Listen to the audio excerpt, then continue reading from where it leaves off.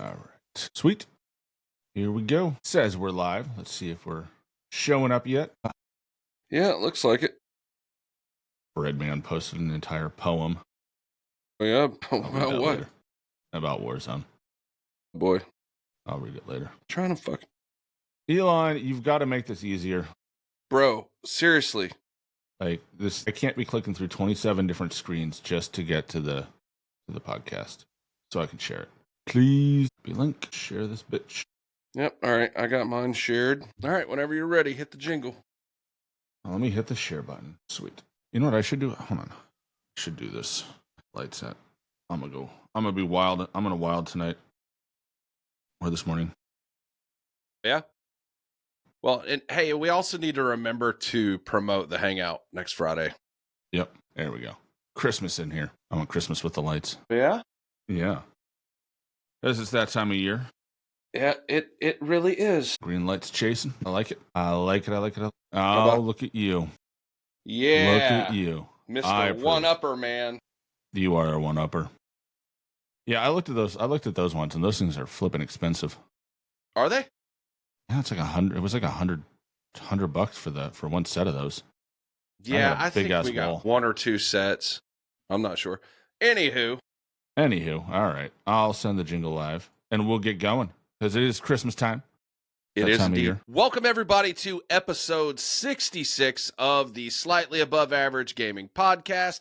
I'm J007TV, joined as always by the homie Sub1 KD. What's up, my dude?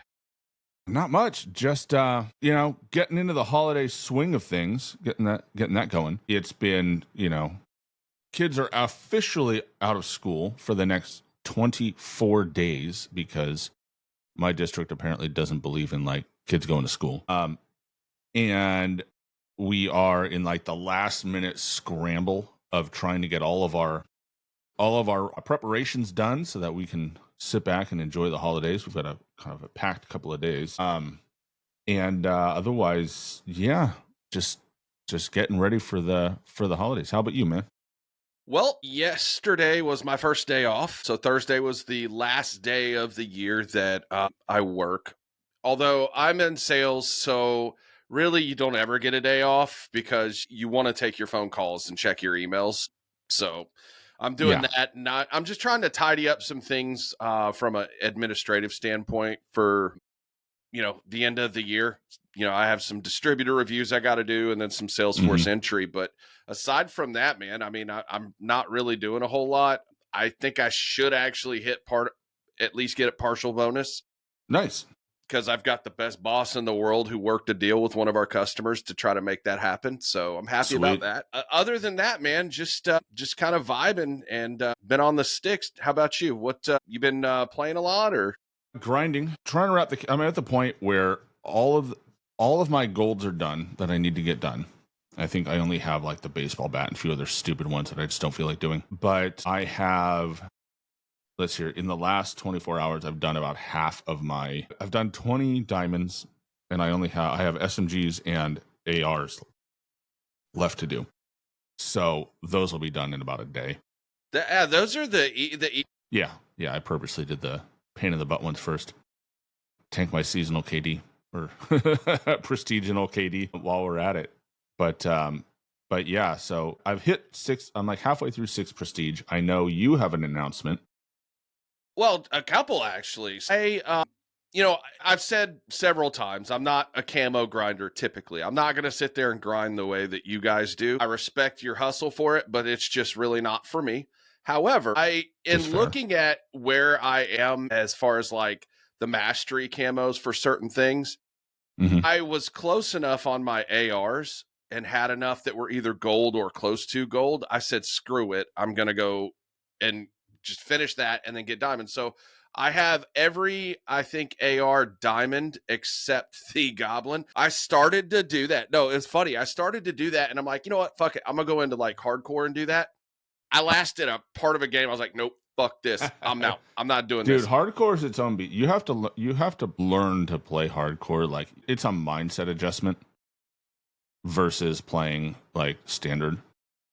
because But yeah, that's all I used to play, bro. Like I didn't start playing core in Call of Duty until actually 2019. Once 2019 hit and that TTK it was almost like not a whole lot different is what it felt like to me. And then with Warzone and everything, that's why I just moved over to core, and now I don't really play hardcore that much. And also too, just like anybody else, I'm a player that if I can get into a rhythm, I'm okay in hardcore. But if I can't get into a rhythm and get going, it's a fucking disaster. It's literally either feast or famine for me. Yeah. So Yeah, I think it's one of those things of like and it depends on the lobby too, because sometimes it's like, especially if you're trying to camo grind and you're not just trying to play, the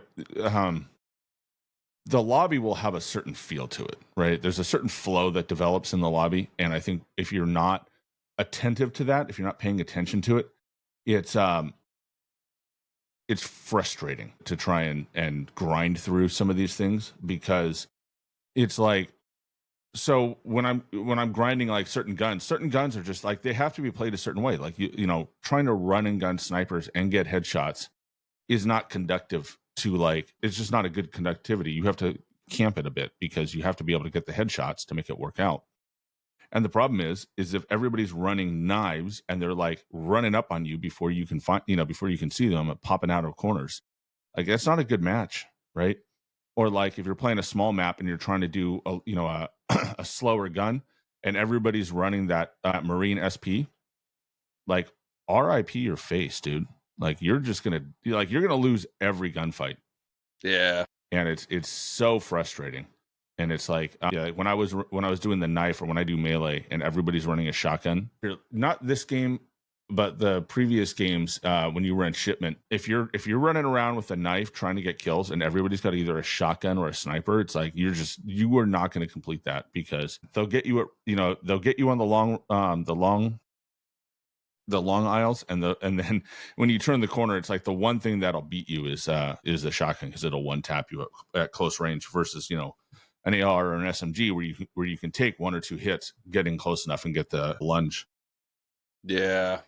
I haven't done the melee. So yeah, I've been grinding, getting to diamond, and to the diamond challenge on the ARs, and I'm sure it's probably the same on all the others, is 3 kills without dying 10 times. And I was actually able to get that on almost all of those within 3 games at least. It was 3 games or less. Yeah. Never only 1, but usually no more than, say, 3.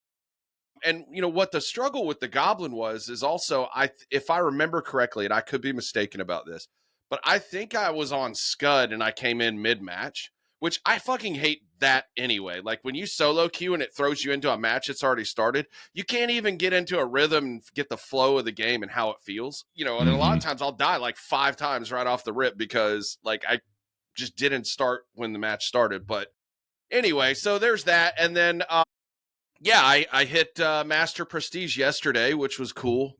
And a lot of that's just playtime. Obviously, I play a lot, so it was always a matter of when, not if. I'm just glad I did it before Christmas, and I don't have to worry about locking stuff. But there's this glitch right now, and I'm sure we'll talk about some other ones later. I've heard about this glitch. Every time after every match, once you hit Master Prestige, it pulls up that announcement screen every single time. It's fucking annoying, dude. Like, and then also too, be careful, because on one of the screens, it gives you the option to reset. What? Why? Dude, I remember doing Master Prestige, right? Dude, I did that on one of the other Call of Duties, and like where it actually, I can't remember which one, but like there was one where you could actually like reset everything. What is the point in that? I don't know, just giving people something to grind for. I mean, it's whatever, man. Listen, I don't really care. I'm not going to do it. I'm gonna say this: like, there's no point in resetting if you don't get anything for it, right? Like, even an icon or whatever, right? Like, I mean, prestige is interesting because it loses the challenge, I think, because so many guns are available to you because of bundles / this is what I said this last year. I said this last year when the topic was up, that seasonal prestige would eventually, would struggle to be meaningful because there's not a, like, the the difficulty is lower this year than in previous prestige years, just because you have so much unlocked. I mean, I'm at the point where it's like I have tokens unused sitting around that I haven't touched explicitly because I don't need to, right? Most of my guns are unlocked because bundles exist thanks to the battle pass, and the ones that I do, it's like unless I run into one that I need to work on. I mean, the only gun that I've unlocked with a token has been the AS Val, because I'll never get to use it. Yeah. Yeah, and you know what? This is why, honestly, that's why you were 100% correct that the prestige thing wouldn't really impact Warzone loadouts that much. Because you've got people like me and you who do prestige, and then you have those that are just never going to. And if they don't want to, that's fine. That's their, Yep. their choice. I might think less of you when I see you on the friends list. But like, if you go into it, and what's funny is it took me like 2 or 3 prestiges to figure out that certain things didn't carry over because of the slots of like specifically like the perks of where they were. So like I unlocked Cold Blooded. Like I think that was like the second thing I unlocked after the second prestige. And it didn't, when I was trying to run it in Warzone, it didn't transfer over, which is not a big deal now that I know about it, right? Like, you just go into certain items on Warzone and you can unlock those items in Warzone, and that's fine. Like I had to do that with smokes, and we'll talk about smokes a little bit later. That should be a fairly lively conversation. But anyway, so that's kind of, what it's been like during the week for me. But one of the things that we've been doing, and we do this every year, is we have a set list of like Christmas movies that we go through and we watch, usually starting right after Thanksgiving, and try to get them all done before Christmas Eve. Do you guys do that? Yeah. We have a battery of movies we're trying to get through, and let's see. We're actually kind of ahead of the curve a little bit. I think we're running out of movies. We're having to explore some new ones. Yeah. It's an interesting world out there. Apparently, there's a slot machine where you can create a Hallmark movie. Have you seen that guy? No. He came up with 12 different things that make up a Hallmark movie, and it's like, the main character is is either like an executive or a lawyer or whatever, and then it's like she goes to a small town, a town in Canada, a town, somewhere that it snows, right? And it's just like he just programmed these 3 variables, and you just hit a random generator, and then you can identify the movie. And it's like every combination had a movie. Like that was the plot of a movie. Done. Sold. Single widower owns, widower dad owns a tree farm. Lawyer, big city lawyer comes in. Oh no, her car is broken down, so she's stuck for a couple days. They find love. She moves out of the city, and they run the tree farm together. And she gives up all this fucking income, and they live off of her. Okay, but before all that, he's about to lose his Christmas tree farm because the bank is about to take it. Like, what the? Yeah, it's all fucking hilarious. See if you can guess this movie. All right. Small town couple, woman goes to the big city, takes a job in the big city. Big city executive is wooing her. Small town hero goes to the big city to win back his wife, and foils a robbery, and they end up happy ever after. Die Hard, bro. Yes, sir. Yeah, and you had a really great fucking tweet about that. Like, that shit is 100% a fucking Christmas movie. It is. It's a damn Hallmark movie. It's a Hallmark movie. Right. But like your tweet like lays it out. And so, all right, these are my top 5 Christmas movies that I watch. Trading Places. Yes, it is a Christmas movie. Fucking Dan Aykroyd dresses up as Santa Claus in that movie. A drunk one, but he does. He and Eddie Murphy were fucking brilliant. Okay. White Christmas with Bing Crosby. Christmas Vacation. Die Hard. Lethal Weapon. The first one is set during Christmas time. Okay. I will allow it. And it's I think it fits the criteria of a Christmas movie. Guy down on his luck, suicidal, that kind of thing. His wife done died, and he finds a partner that helps him get his life back together and start being good at his job again. I mean, nothing says Christmas like trying to buy blow at a fucking Christmas tree place. Like what the? Man. All right. So top 5 Christmas movies. We let's see here. I don't know, there's a lot. It's hard to have a top 5. Christmas Vacation, which was one we haven't watched yet. Holiday Inn. It's a favorite. Goes right along with White Christmas. Actually reuses a lot of the songs from White Christmas. Yeah, very similar plot. And then there's Die Hard, of course. Christmas Story, which is a requirement. We usually don't watch that because it's just on 24/7. Same. On Christmas Day. So we just, open presents and turn that on and let it roll. And then, God, the last one's a toss-up, but I have to say it is the Muppet Family Christmas, the 1987 broadcast. Okay. I think we talked about this last year. Didn't you say you guys have this on VHS and you got it put on DVD? Yep. Yeah, I think I remember us talking that. So, like, honorable mention, though, seriously, my shirt, Son of a Nutcracker from Elf. So Elf gets honorable mention, as well as Home Alone 1 and 2. And by the way, anything after Home Alone 2, to me, is fucking trash. Dude. It doesn't exist. If it doesn't have Kevin McAllister, it's trash. But it's like they just got stupid with them. Like, they just went from, the plot is stupid enough as it is. And then they went and decided to just remove any semblance of entertainment, and just make there's a kind of movie that's geared towards that 8 to 12-year-old, where it's the kids are always smarter than the adults, no matter what. There's no lessons to be learned. There's no intelligence, and they've been making these movies forever, and they're just trash. Every one of them is trash. They entertain that narrow demographic, but otherwise, there's no point. They're just dumb movies. And everything past Home Alone 2 fits that description to a T. Yeah, and I thought the Home Alone and Lost in New York was a pretty cool concept. I thought it was hilarious. You could never do it now. We watched that earlier. You could never get away with that now. Holy crap. No, your kid fucking, if he's lost in New York, you're done. He's in Bangladesh as a sex slave somewhere, dude. He's gone, dude, man. He's never getting on the plane. Yeah, that's true, too. He's never getting on the plane. They're never, the first one doesn't happen because they'll never get through security. Yeah. No, that's true, They'd have caught it at security. They'd have never left the ground. Yeah. And, now you can't even do that because he was checked in. He would have been checked in to get into the concourse, right? And then he wouldn't have gotten on the plane. He wouldn't have scanned into the plane because that's what they do now. It's they scan you when you check in. You check in and then you go through security and you go through the airport. And when you get on the plane, they scan your ticket on the plane. And so the computer matches who checked in and who got on the plane, right? So the pilot would have been McAllister family, you're missing one.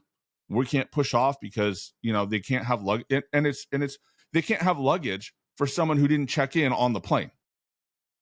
So they would have shut down the whole damn airport to find that little shit. Really short movie. Yeah. And the other but thing it's so great to watch, though. Yeah, exactly. But, it makes me wonder, so a couple things. One, what the fuck did his dad do for a living? Because that sumbitch had some money, bro. No, don't ask that.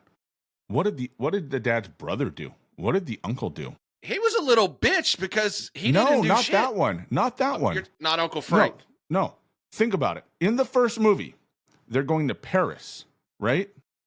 Nobody said dad bought the tickets to Paris. He's going to his brother, who lives in Paris, who also owns the condo, the brownstone, in New York. Who the hell is that guy? And you see him in 2 scenes in Paris in the first one. You see him there. That's the money.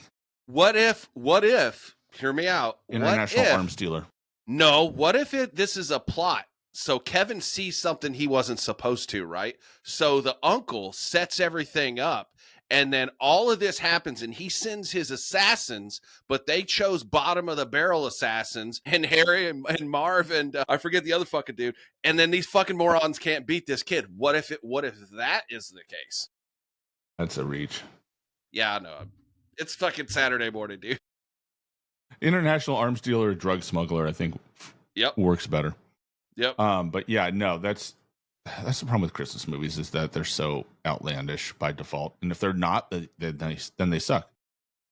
Yeah, and you mentioned Holiday Inn. I bought that movie for my wife, and we Mhm. watched it. Shortcut.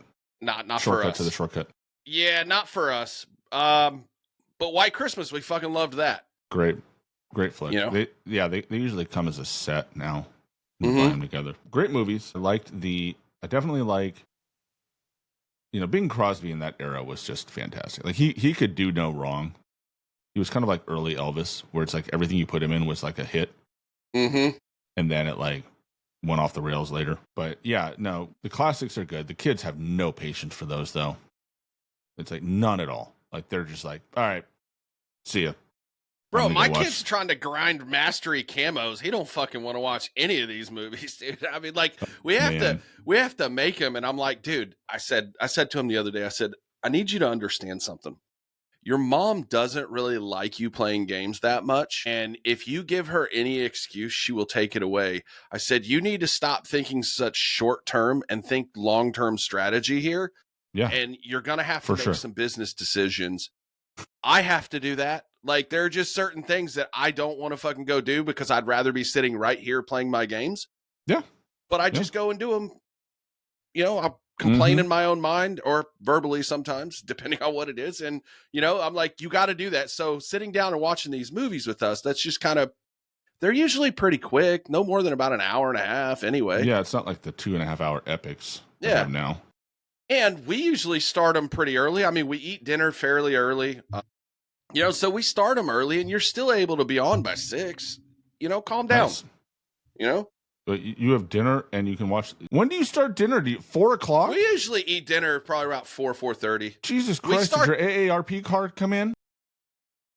Dude, I don't eat breakfast. I mean, the biggest deal is I don't eat breakfast, and some days I don't even eat lunch because I'm busy. So I'm usually fucking starving by like 4 o'clock. But I think I created a bad habit with that though, because we eat early. So then I'll hop on here and play games. And then before I go to bed, I'm like, man, I'm fucking hungry. And then I'm in there like grazing in the pantry. Like, I got to stop. I have what some people might call a little bit of a weight problem. Yeah. I've seen worse. So yeah, I told him, I'm like, you got to like make some business decisions here, and you got to put some intelligence on that. Yeah. But he's 16. He's still trying to figure out who the fuck he is. He'll do whatever. He'll do what he wants. So what do you think of the holiday event for Call of Duty? Well, I have not tried the Warzone event, but the Warzone event looks like it's just a clone of last year. Am I right on that? I haven't tried it. I'm talking about like just like the events, like what's that little the elf, like where you get the calling cards and the weapons and the double XP, like those events. Like, well, the last one was done in about 2 seconds. I logged in and I had 12,000 fucking tokens. I needed about 200. Dude, I had over 40,000. Yeah, because you're a nerd. Well, it's because I'm a fucking addict and I play this game all the time. I don't play much of anything else. Yeah. Fair. Let's see here. The limited time modes. So I think the LTMs are worth talking about. The events were kind of duds. Played the one, like, didn't they have one like, it was like last week or maybe the week before on Area 99? Let's see here. The Holiday Rush, right? Yeah. There was something going the on trees and the snowballs and shit. On Area 99 that I did go and play with money. We played a couple matches of it. And you know what? Today I might try the Holiday Rush just for the fuck of it, just to try it. I will probably try it after Christmas once I've got the once I should have my grind done by Christmas or shortly after this, because this I think goes until after the new year. Yeah. Yeah, but like the stuff they're giving away, like you see basically the AMR, it's like Mod 04, or basically the Barrett. Yeah. That 50 cal. Yeah. What's the point though? Like, using that. Running it, yeah, I hear it's totally OP.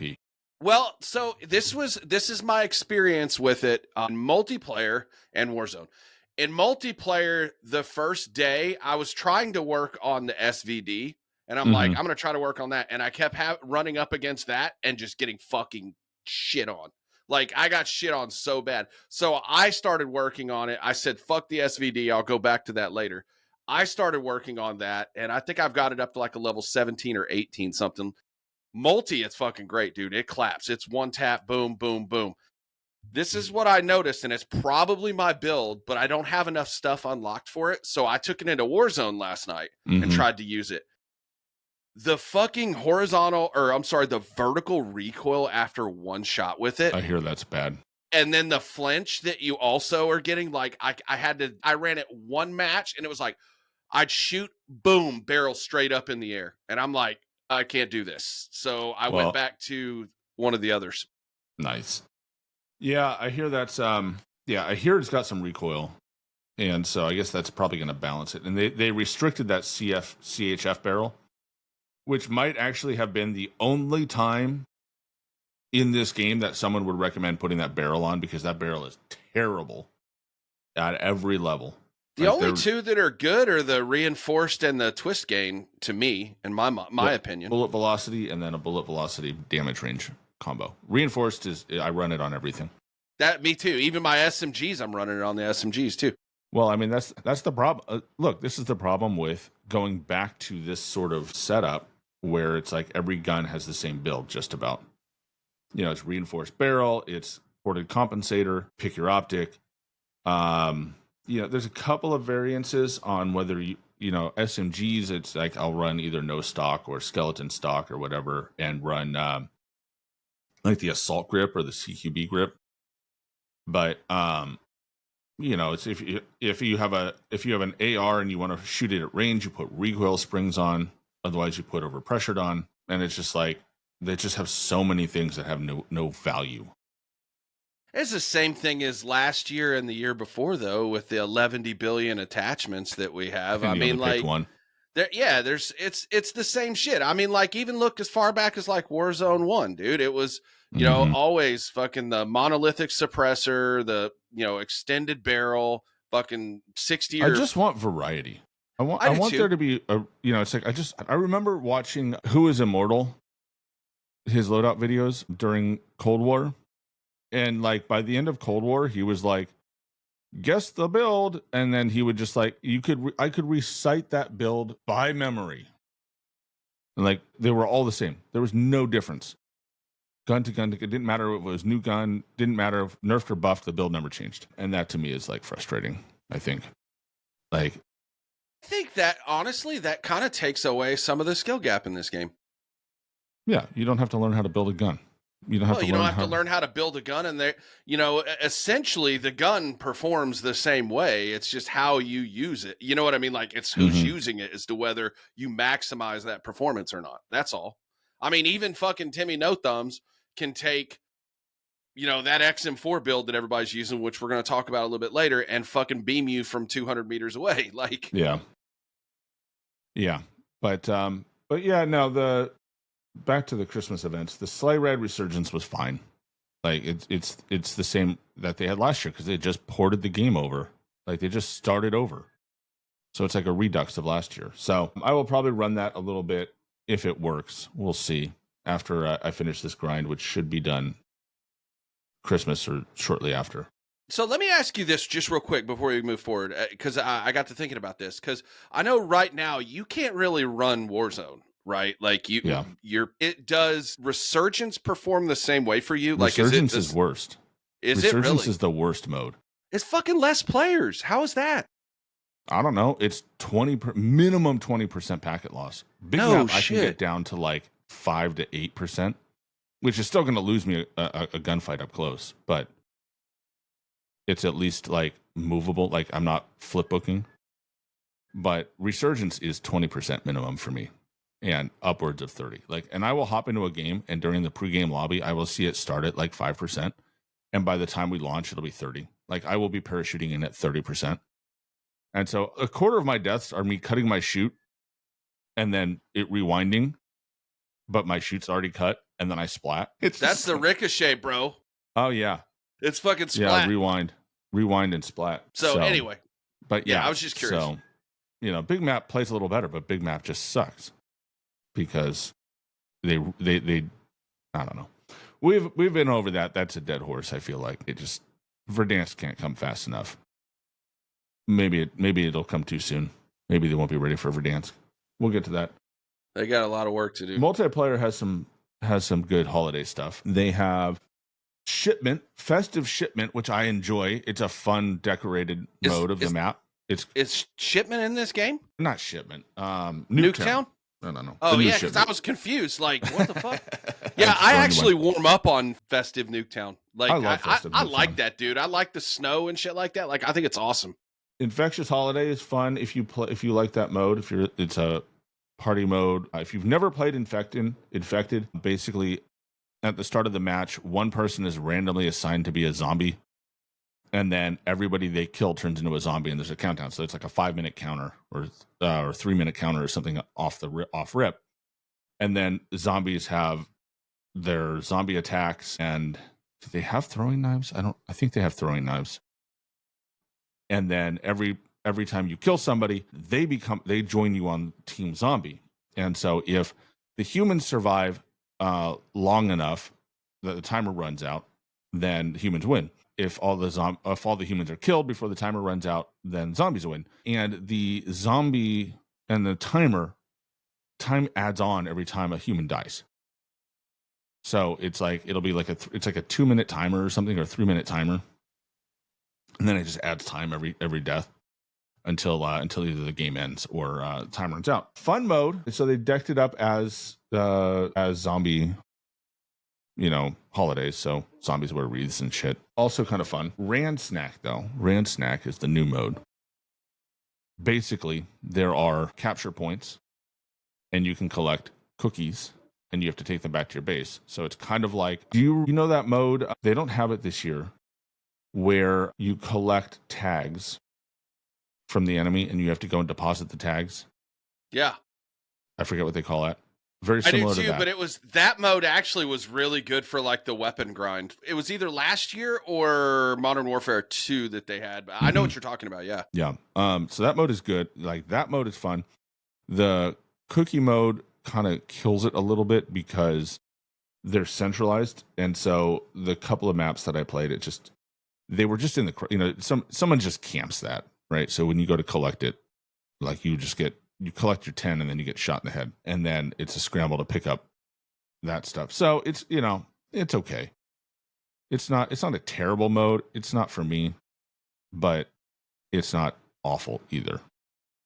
Like, it's also not conductive to my camo grind, so I'm not playing it. Have you tried Prop Hunt yet? No. I played it a couple times, like on, some of the other games that it was available on, but I haven't tried it on this one.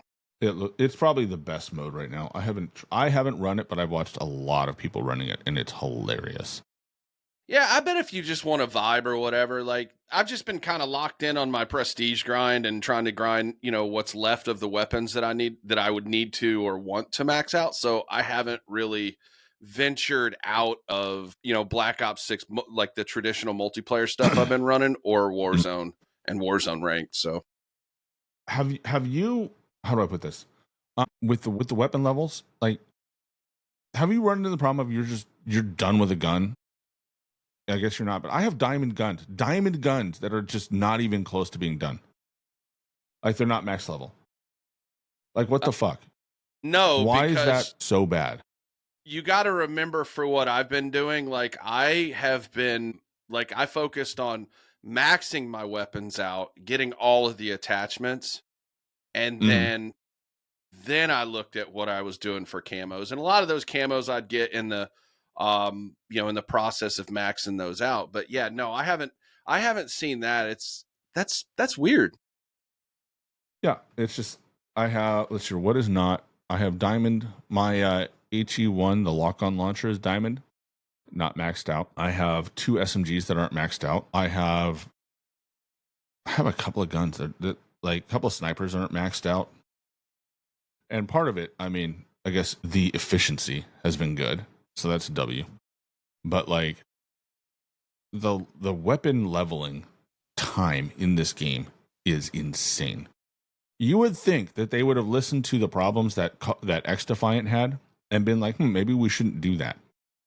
But instead, it's like they copied some of the worst parts of X Defiant and were like, this makes sense.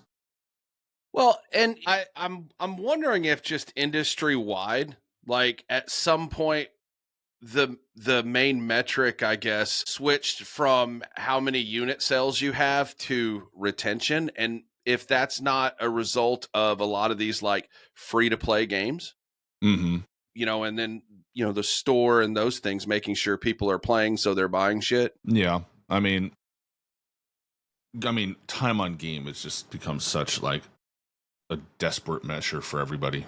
It's like, we need to make sure they spend as much time on the game as possible. Yeah, because they're probably figuring that, Jim is on the game, 20 hours this week. So Jim he's Bob going to, from marketing. yeah, Plays he's going to from spend accounting. $30 on whatever. I don't know. Well, I mean, like I played with Creep yesterday, and that dude fucking bought the blueprint for the AMR mod. Like, you know Smart. what I mean? Huh? Smart. Yeah, he bought the blueprint, but you already got it for free. I guess he didn't want to grind it or whatever, which is fine. But that Smart, dude's got more game time than I do. Well, I mean, it's kind of like, do you want to be competitive off rip or not? Yeah. Welcome to the new world. I mean, that gun is fucking awesome even without attachments and multi. Yeah. Anyway, just talking about like, being on the game and the weapon leveling stuff.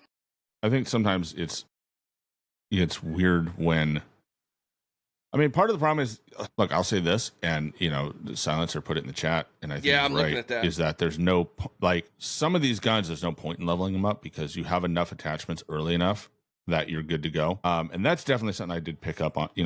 I've once you get a couple of levels into the gun and you've got, either a slide or a muzzle device, the fact that you can put an optic on day one is wonderful. I hope they never revert that.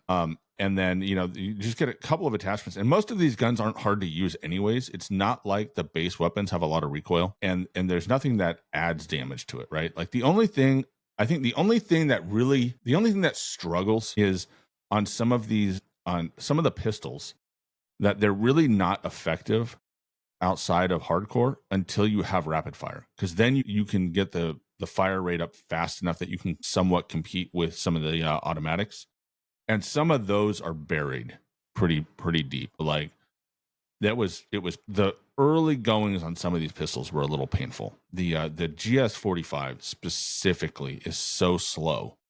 It's the delay between the first and the second round that's where you get killed. Even if you hit a heady on your first round in core, like, so the first shot, boom, headshot. Mm-hmm. By the time that cycles that weapon and you have another round chambered, you're already fucking deleted. You're dude. Dead. Yeah. Yeah.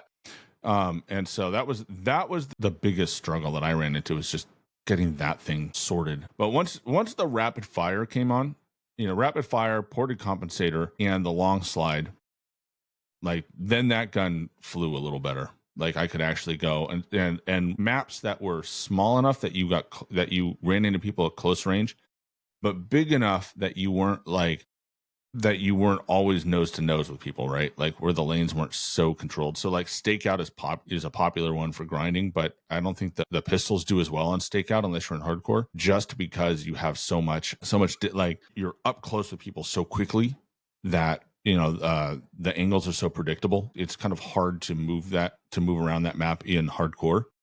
But if you play, like, Nuketown is a great example of, like, a larger small map where you are actually able to, like, flank people and you'll catch people looking.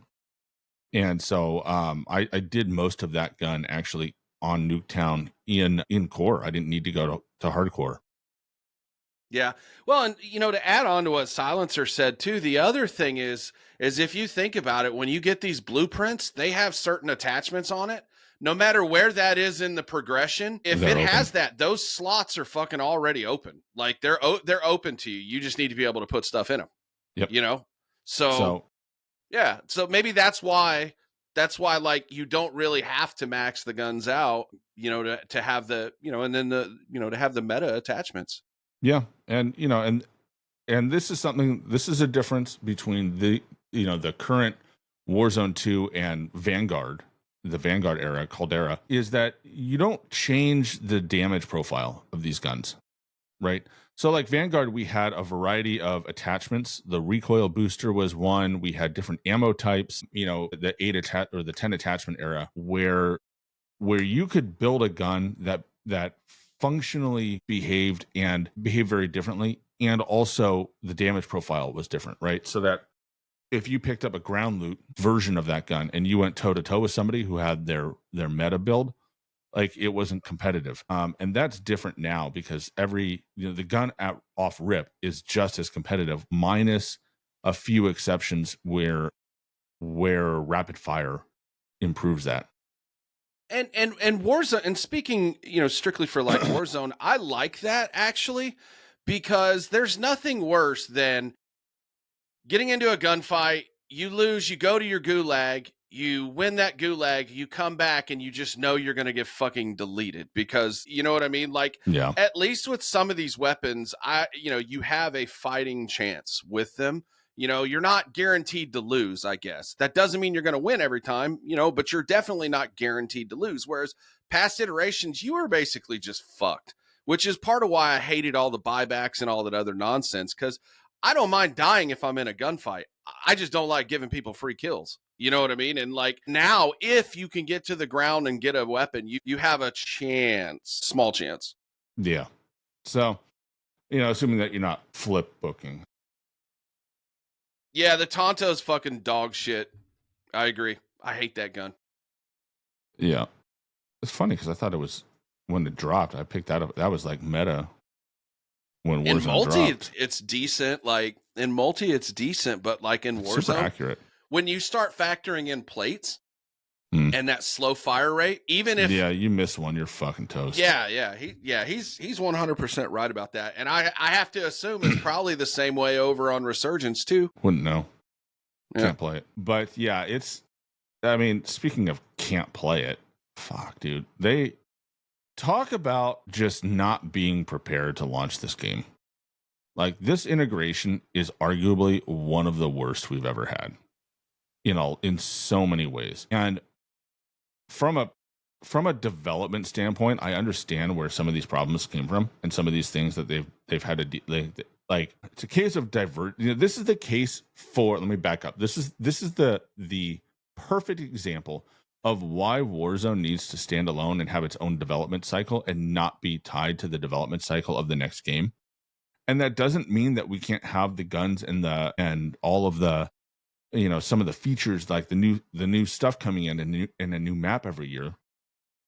But it can't be that we're going to build a wholesale integration where we will replace huge chunks of the game every time we launch a new one, because this game specifically was a divergent development from Modern Warfare 3, and they took so many things in a different direction than MW did that we ended up with a massive set of reversions.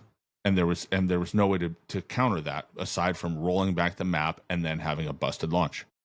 Do you think it will be smoother going from this year to next year? Because from what it looks like, rumor has it, Omni Movement's staying. So I feel like that might be probably the biggest source of the problems, is trying to put that into a map it wasn't built for, like you've mentioned several times. It wasn't built for. And so, maybe that then having to roll everything back and just kind of start over and then gradually get to that point, maybe, just maybe, the cycle ends next year with this nonsense, because it legitimately is fucking wash, rinse, and repeat zone, dude. We go through this every year. We get the game where it's like in a really good state the last 2 or 3 months, and then the new game comes out and then we're fucked up again. Like, it's and you know what? which is a shame because MW3 was a really good integration. There were no major problems, and it's because it was progressive development, right? They took what they'd built and then they added to it, right? And so they fixed, they in MW2, Warzone 2, the tail end of that, they ended up adjusting their they were adjusting movement parameters and improving a lot of those features, and then they basically just rolled all the additional fixes into the next game, and then all of the improvements that they'd made, like the quality of life improvements, just carried over, right? They were building those into Warzone 3 at the same time put them into Warzone 2. So they didn't roll back huge monumental focused things. And then they added to it, right? They added the dedicated perks, such as overkill, such as some of the ones that allowed, I forget what it's called, but, running while sprinting plating while sprinting and stuff like that. They just said, all right, you just get them. Ta-da. And they didn't try to mimic one-to-one what they were doing in multiplayer, right? Multiplayer, we switched to gear. You had boots, you had vests, you had all this other stuff versus perks. And then in Warzone, they just took the things that worked well for Warzone and made them perks in Warzone. And so you had two different systems running simultaneously. And that worked really, really well. Warzone stood alone and differently from multiplayer. And they took the best parts of MW3 multiplayer and rolled them into Warzone in Urzikstan. And it just was a really, really smooth transition. And the Season 1 Reloaded update notwithstanding, there weren't many critical failures. No, it was pretty smooth. And, sadly, last year is going to be looked upon negatively when it comes to Big Map. And the reason why is because we got no Big Map ranked last year, and they really didn't do much aside from fuck up, pop off, and the bunkers. So it's going to be looked upon poorly, which sucks, because overall, I mean, it ran fairly smooth. There weren't a whole lot of issues, but this year with this integration, not only are we having things like those perks like you mentioned being taken away, and they integrated the wild cards in, which honestly I don't mind the wild cards. I don't really, one way or the other, I really don't care. It's not a make or break thing for me, minus one thing that we'll get into for ranked for that. But it's just this integration has not, I think it's got to be one of the worst ones for sure. Like it's not good. Everything from like stability to the anti-cheat to fucking just stuff being broken in the game. And then let's also not forget, they imported a big ass system for audio, and audio has been, while it's improving, overall, it's pretty fucked up for a lot of people still. Audio is interesting. Warzone audio is problematic. I mean, I've done videos talking about why it's problematic. I will say, because I'm able to play in boot camp. It's the only mode that works for me. So I have tested the audio in Warzone well enough. It is better audio than we've had since Verdansk. Caldera, debatable, because Caldera just sucked. But the audio now does function a lot better than it used to.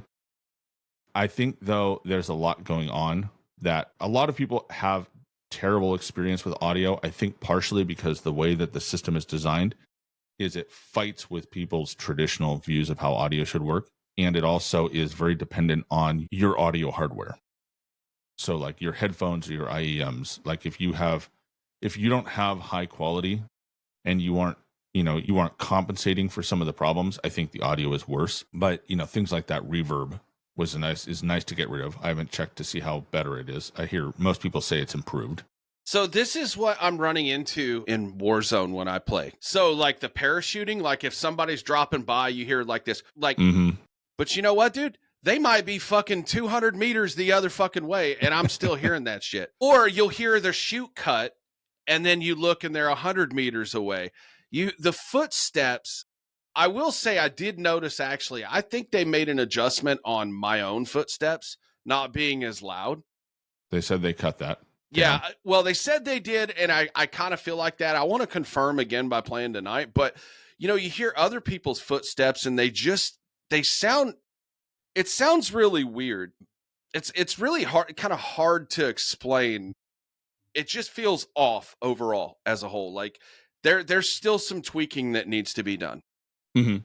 Yeah. No, I mean, the audio is not great. I think the new system, so I've messed around with their new 3D system, and I think there's a problem where it conflicts with audio, like other audio systems. So like if you have Atmos, or you have some sort of surround headphones, right? A lot of headphones do the virtual surround embedded in it, the higher end ones. or you have one of those, the mix amp or some other DAC system. I think that messes with it because it's like two different 3D audio systems trying to fight each other. And so I think it creates unintended side effects, but I've been messing with it, and I've found quite a few scenarios in which I think it's an improvement over what we had before, is how I'll put it. That's fair. It's overall positive, and I think there's a lot of room to improve it. But that's the key, is they have to improve it. And it all comes down to how noisy and how busy the game is. And I think they're recognizing that the game is too noisy. And they're trying to figure out how to solve that, where the ambient still exists, but they still have, but it's like they're focused on the important audio aspects. So that was something that they've talked about, where they prioritize, so this system is supposed to prioritize the important sounds, which is why you hear the parachutes over like the air conditioning units, right? Which I want to hear that, because there's nothing fucking worse than you don't hear a parachute and somebody drops behind you and they've already bopped you 3 fucking times and it's too goddamn late. So yeah. Yes. So I think the audio is in an improved spot, especially compared to last year. Last year's audio was terrible. Mm-hmm. And so I think audio is, in fact, the last 2 years, the audio has been bad since the MW2 beta.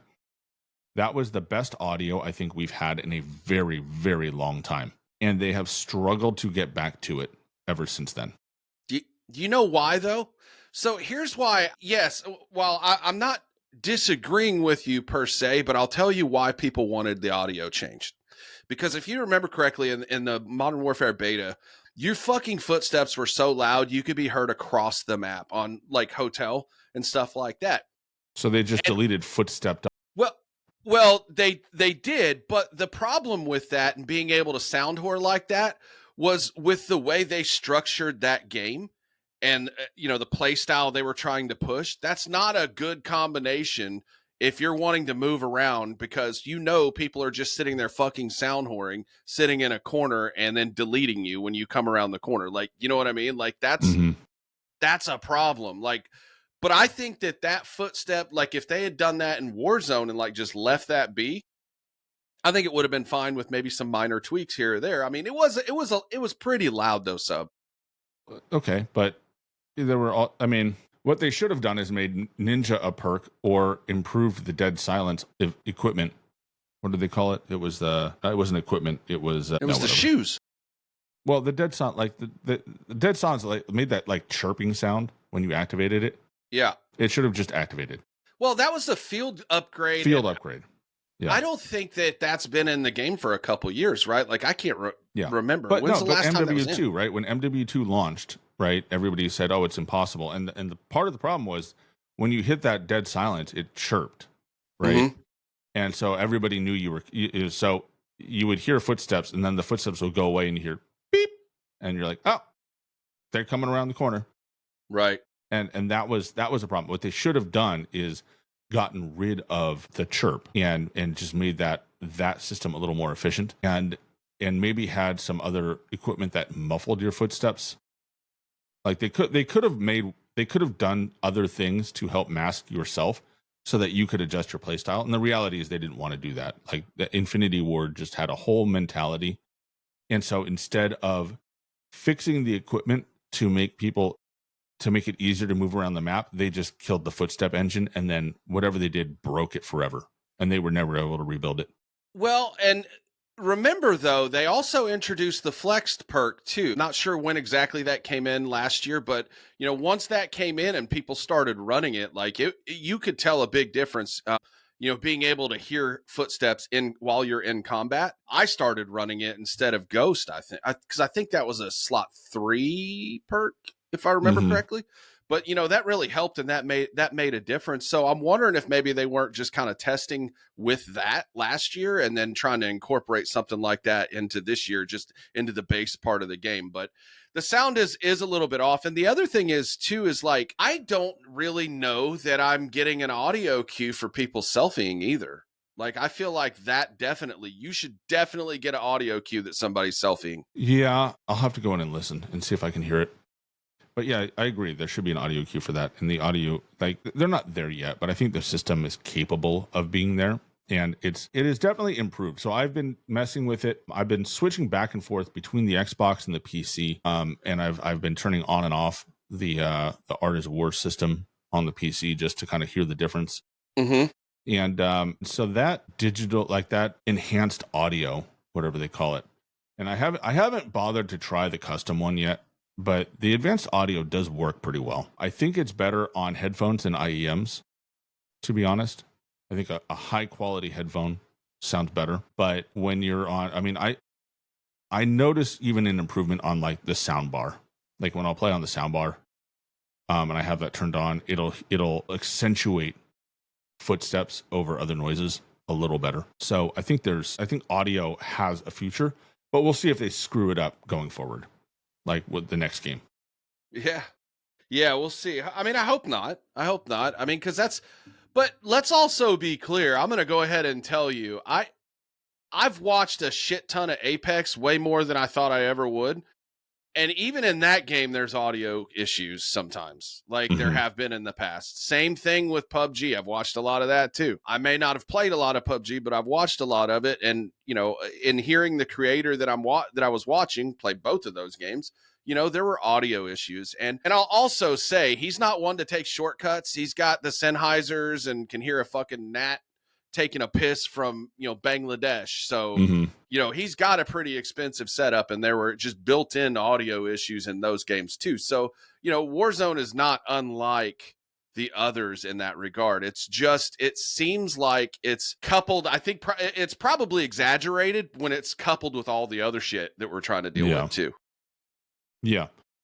And I don't know, audio is just, I've said it before, it's such a technical thing, right? Like, you can mess with visuals and just mess with it till it looks the way you like, right? NVIDIA filters and all of that stuff is all ways to change the experience, and you can customize it to your needs, and you can immediately see whether or not the changes you made are positive or negative. Audio is so situational, and the way it works is so technical that you can't mess with it easily.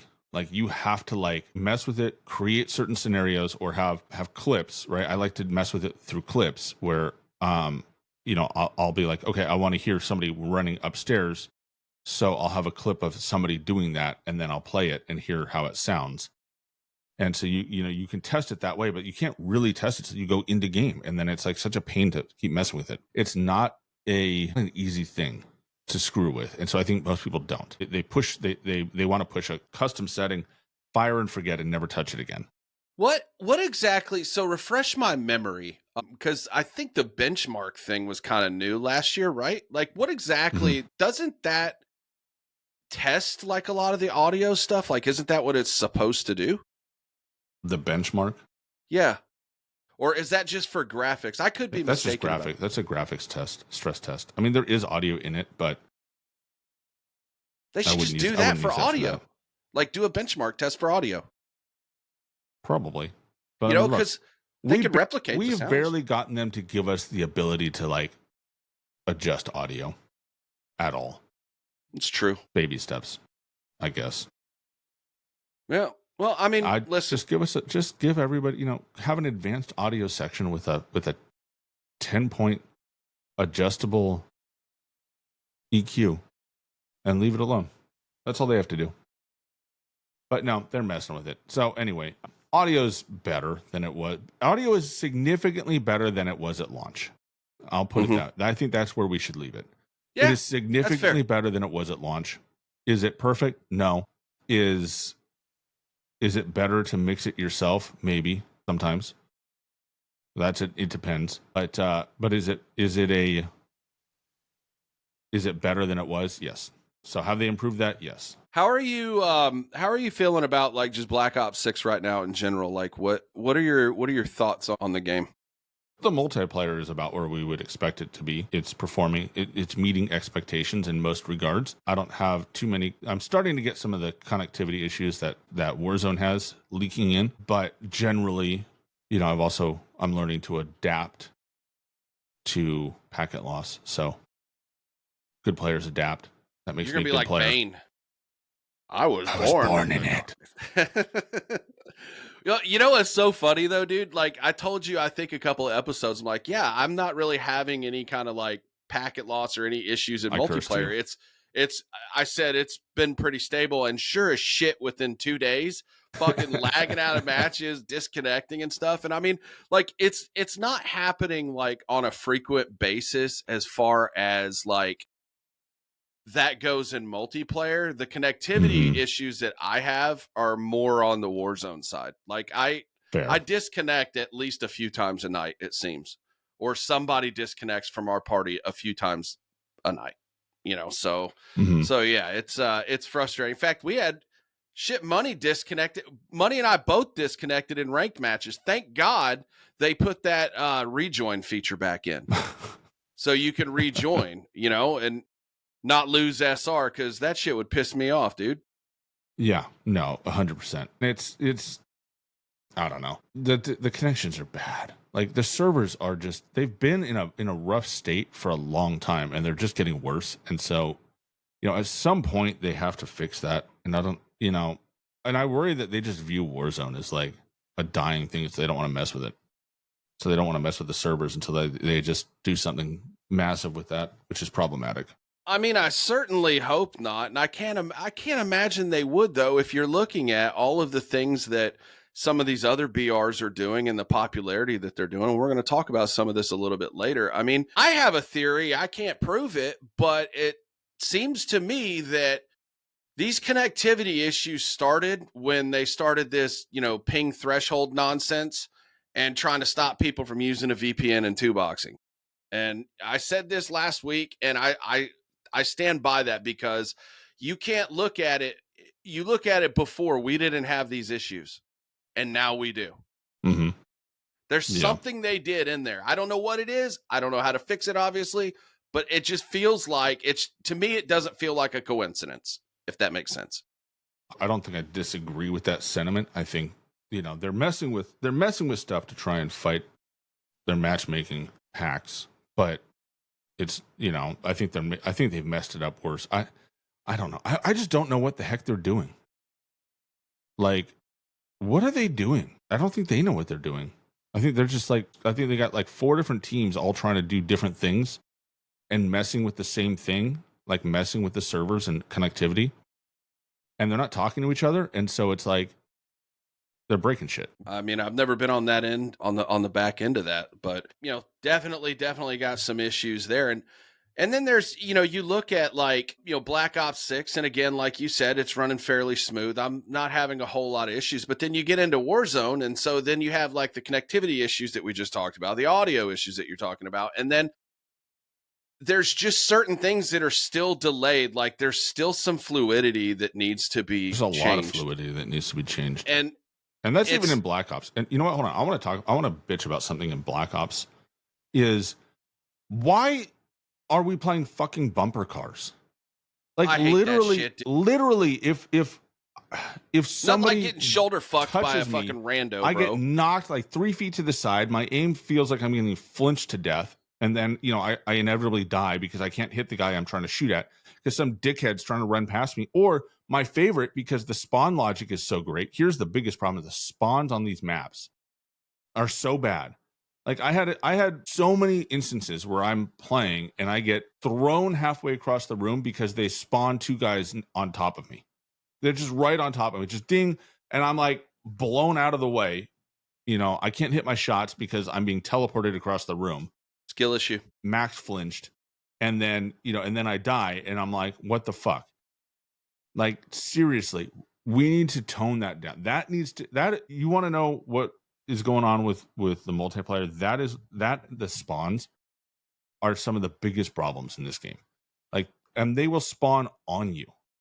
It's not like they're spawning. It's not like there's certain points where they spawn, and it's like you can just stay clear of those points. They will spawn on you in the middle of the room. It's right weird. on top of you. Yeah, It's that's terrible. happened. Yeah. Well, and like that Silencer said, he's right about this. The spawn flips are wild. Like these, it seems like because the maps are mostly smaller too, like these fucking spawns are flipping all the time. They'll flip a lot. So that kind of creates an issue, could be part of what the issue is with what you're talking about. It's like the game's like, where the fuck do I spawn this guy? You know what I mean? I've Like been in a couple of games where they don't spawn flip at all, like where one team will lock down. Domination is good for this, where one team will lock down half the map and they don't push the A or the C flag. They just hold B flag. Mm-hmm. And then because the spawns never flip, it becomes nearly impossible to dig everybody out of it, which is great because if you have 4 or 5 people that are able to lock down the map, like that's how it's supposed to be. Like that's how teamwork should work, right? You dominate the map, you dominate B flag, and you just hold it. And then they don't spawn the enemy team behind you for no reason until you get that one dickhead who runs all the way across the map and just camps the other side, and then they flip the spawn. Well, that's why, like, it's funny. I was playing with, I've played a lot with number 2, and he's like, they're flipping the spawns. I'm like, dude, it's fucking Call of Duty. That's what people do, Yeah. and he and I both flip the spawns. Like, because here's the deal, dude. I don't want to play that way. I don't want to play where I go and just sit at a fucking head glitch the whole entire time. Like, I want to fucking move throughout the map, and I will do that. But I played a team on Hacienda the other day, dude. The driveway spawn where there's the bushes and the head glitch. Mm-hmm. This son of a bitch stayed there with a fucking sniper rifle literally the entire goddamn match. We could not flip that fucking spawn. We tried, dude. It was insane, bro. And you know what? This is the thing, right? Where it's like that these objective modes, that's the point, right? That's why they exist. That's how they are. They exist to not be chaotic, right? Chaos maps and chaos modes like free for all or team deathmatch, whatever. Kill confirmed. Right? Kill confirmed, right? Great. Those modes are spawns are, there's no map, there's no control of the map. It doesn't matter what map you're on. There's no control over it. But in modes that are specifically domination, but hardpoint in a way as well, that they're about flow, right? And I mean, domination's the big one, where it's about map flow. It's about the map, it's about playing the map, controlling your points, controlling the B flag, and not letting them push one side or the other. And so that's where pre-made teams really become an issue or a benefit, right? Take your pick.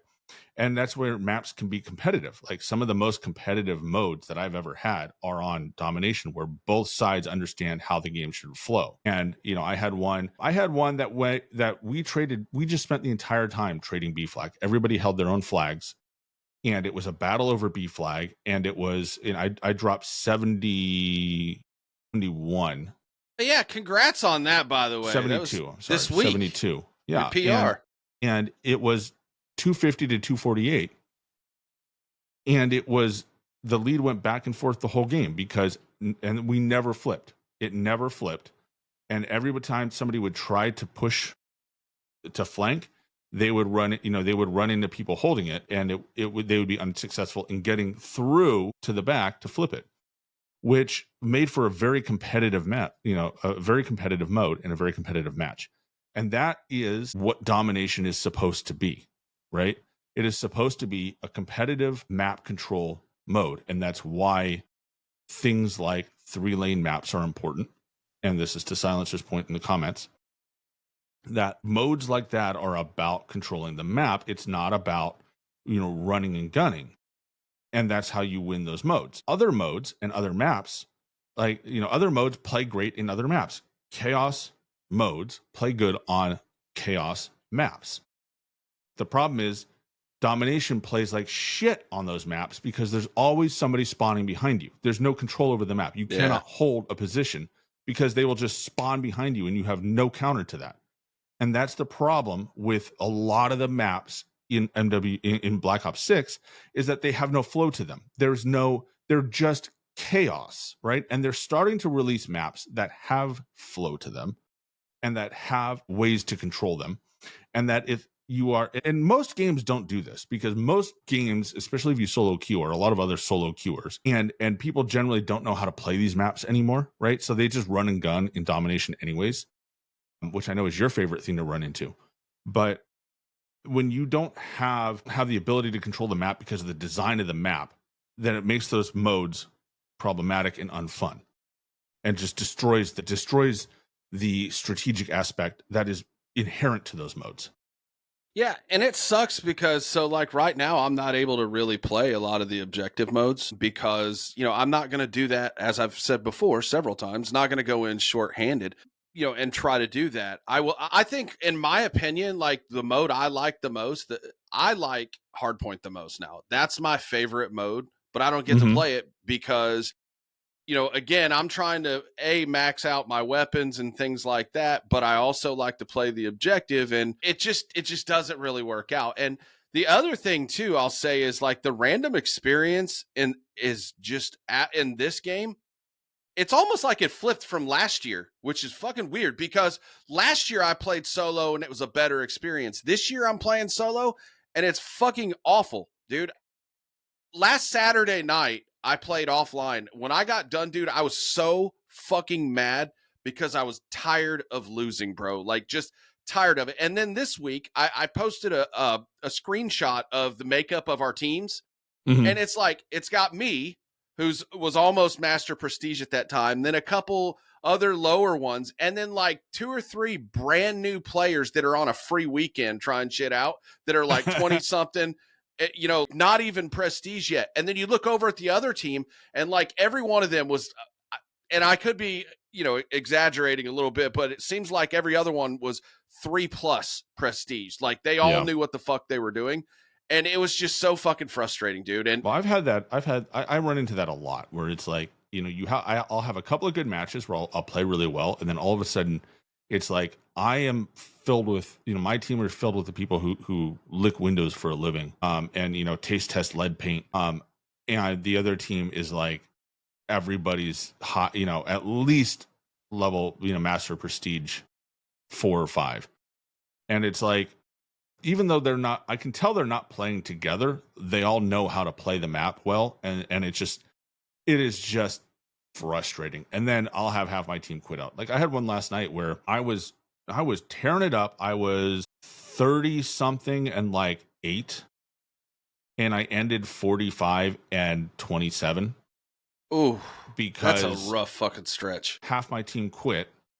They didn't fill it. And the other team, they were all high prestige. So it was like, they didn't have to do much to hold every angle because they outnumbered us 2-1. They had no distractions, right? As soon as you popped up, you were being hunted, extensively. And it was just very, very difficult to do anything. And it's like, that sort of thing is super frustrating with multiplayer, especially, if you're not running if you're running a squad, it's a little easier to kind of like group together and kind of move as more of a group. So you can at least counter 2 or 3 guys when you run into them. But like the way the weapons are balanced right now is that there's not a lot of options to fight 2 or 3 guys in multi simultaneously. Yeah.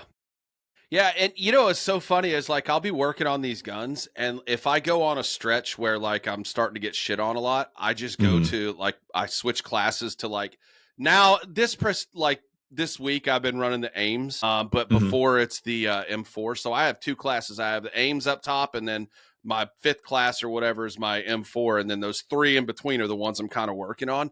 And if I start going into a rut, I'll fucking switch classes and get back on track that way and finish the match that way. But yeah, and so it's like in that way, that's the way I feel like the matchmaking is fucked up this year. It doesn't, like, I'm killing. Like I'm killing more than I'm dying. Like that's not a problem. I'm not having an abundance of matches where I'm just getting shit on. I might have a couple of those a night, but most of the time I'm doing pretty well, doing my thing. And it's just the way they're balancing the teams that are kind of messed up, in my opinion. But it is what it is. Maybe it'll come full circle, after the holidays, and we'll see.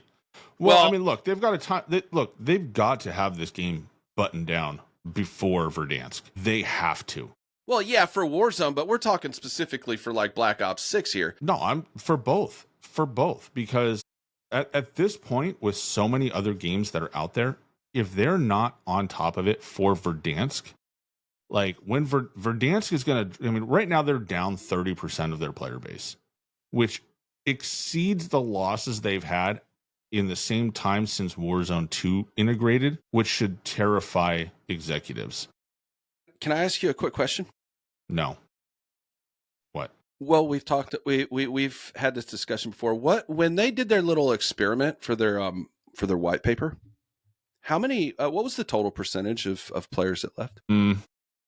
About 10% versus 30 on just one platform.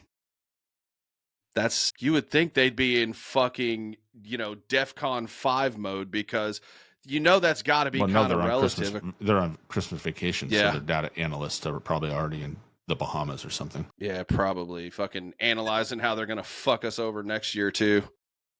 I mean, look, here's the thing, right? Like I will say two things that indicate that the drop is probably relative. The drop on Steam is probably viably like a viable metric still.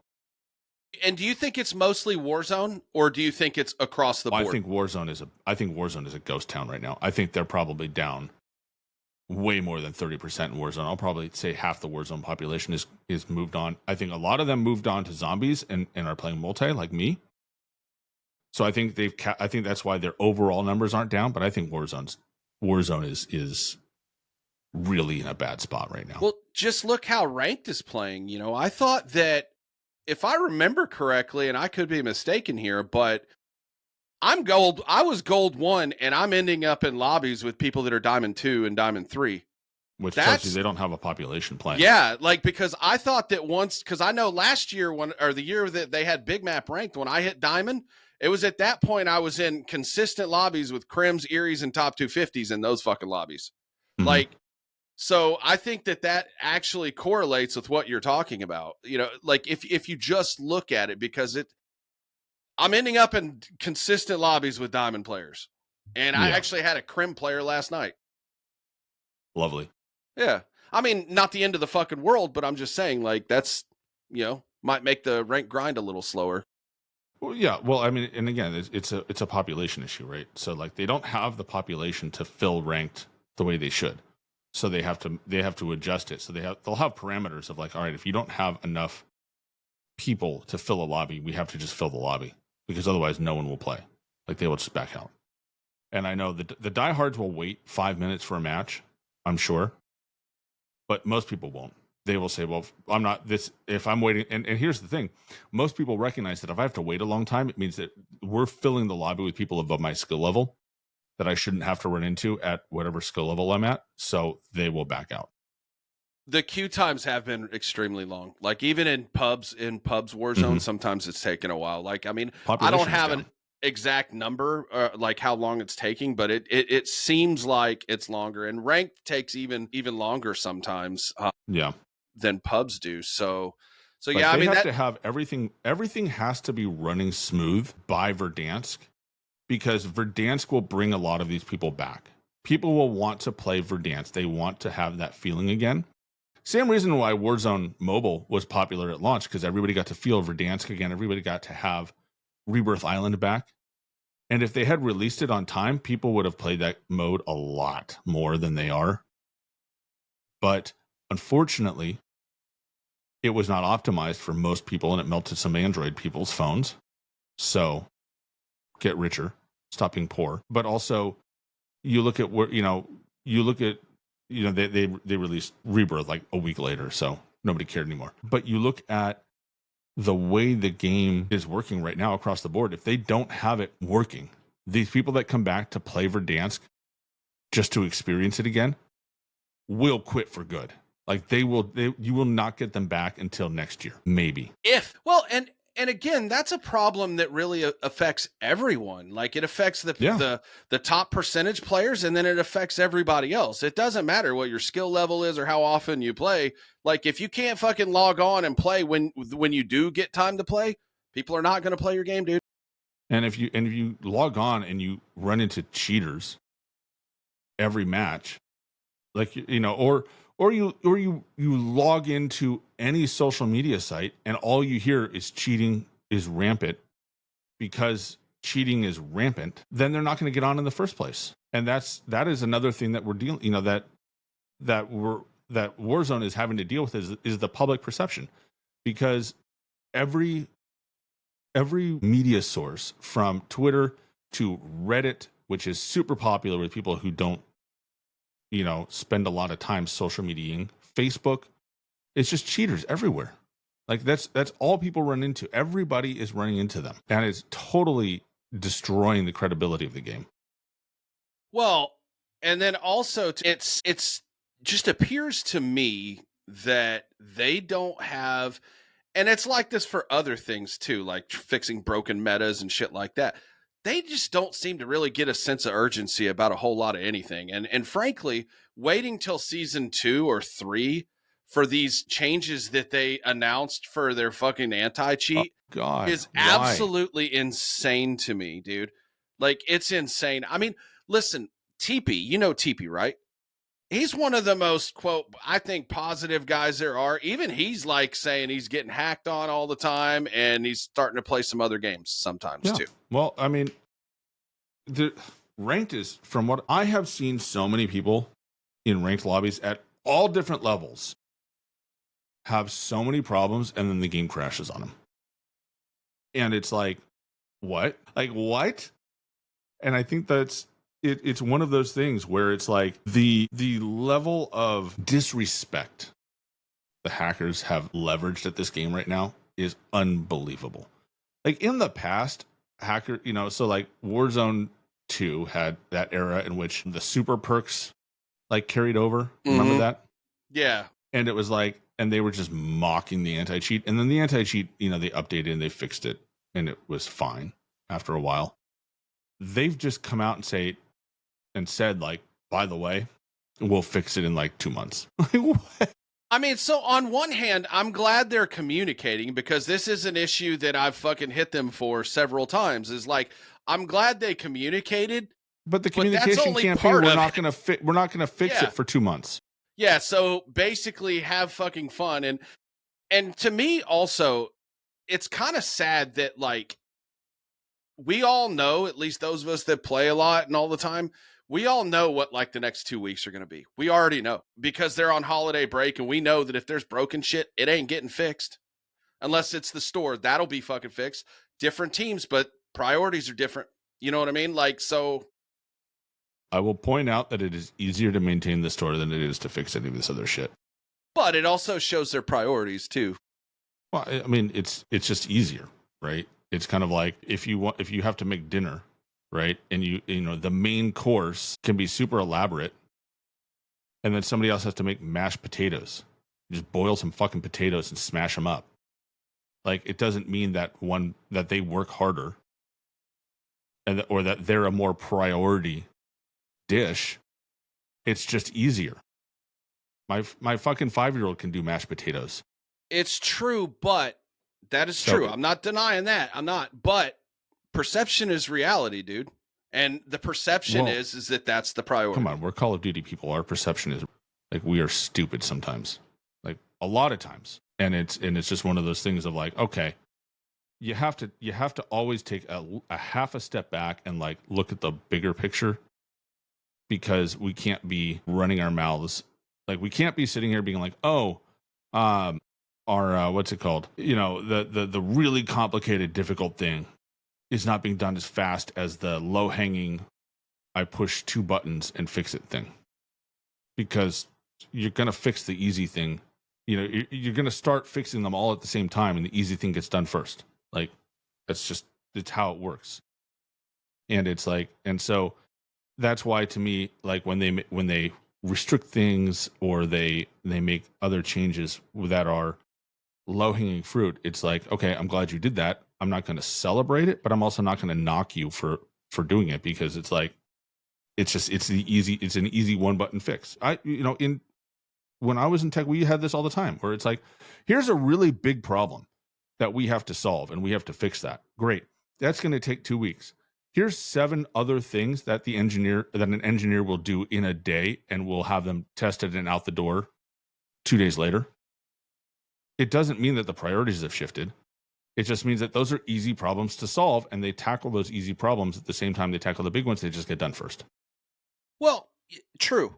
I don't disagree with you at all. The thing is, too, is when you have a reputation for being greedy, shit like that is going to be pervasive in the community. I mean, it just fucking is, dude. You know that's true, dude. They do have that reputation. And so that's sure. where people are They're going a to company. fucking latch onto. Whether it's actually true or not, that's what people are going to latch onto. But yeah, I agree. I believe you're right. Especially given that you've actually have experience in that industry. It makes a lot of sense. And I mean, it is frustrating though, like when they don't communicate. So I'll give them their props for communicating about this Ricochet thing, but holy fuck, dude, 2 months. You know what? I will say this. They will get a pass from me. They will get a pass from me if, and only if, in 2 months, we get an always on anti-cheat. If they are making a wholesale change to the fundamental principles of how the system works, and that's what we're waiting on, then I accept that we have to wait for that. Sure. I accept that. It's risky. If we get in 2 months the same shit we have now, that they just patched a couple of exploits that get unpatched in or they get worked around in 5 days, then no, you don't get a pass for that. You get dragged through the coals and your game will be hosed the rest of the year. No one will play this game if they can't handle the basic functions of kicking cheaters the hell off of it. Yeah, I mean, those are the big things, right? Like function, your game's got to function for one, and then you can't let it function with being just rampant cheating. So rampant cheating, it defies function. It's not functioning. The game is not functioning when it's being hacked on this bad, especially when they're cracked. DDoSing lobbies was the thing in 2010. And they're doing it now too. And doing it now. And it's crazy. This is ridiculous. I mean, look, I've done my investigation. I've done all this stuff.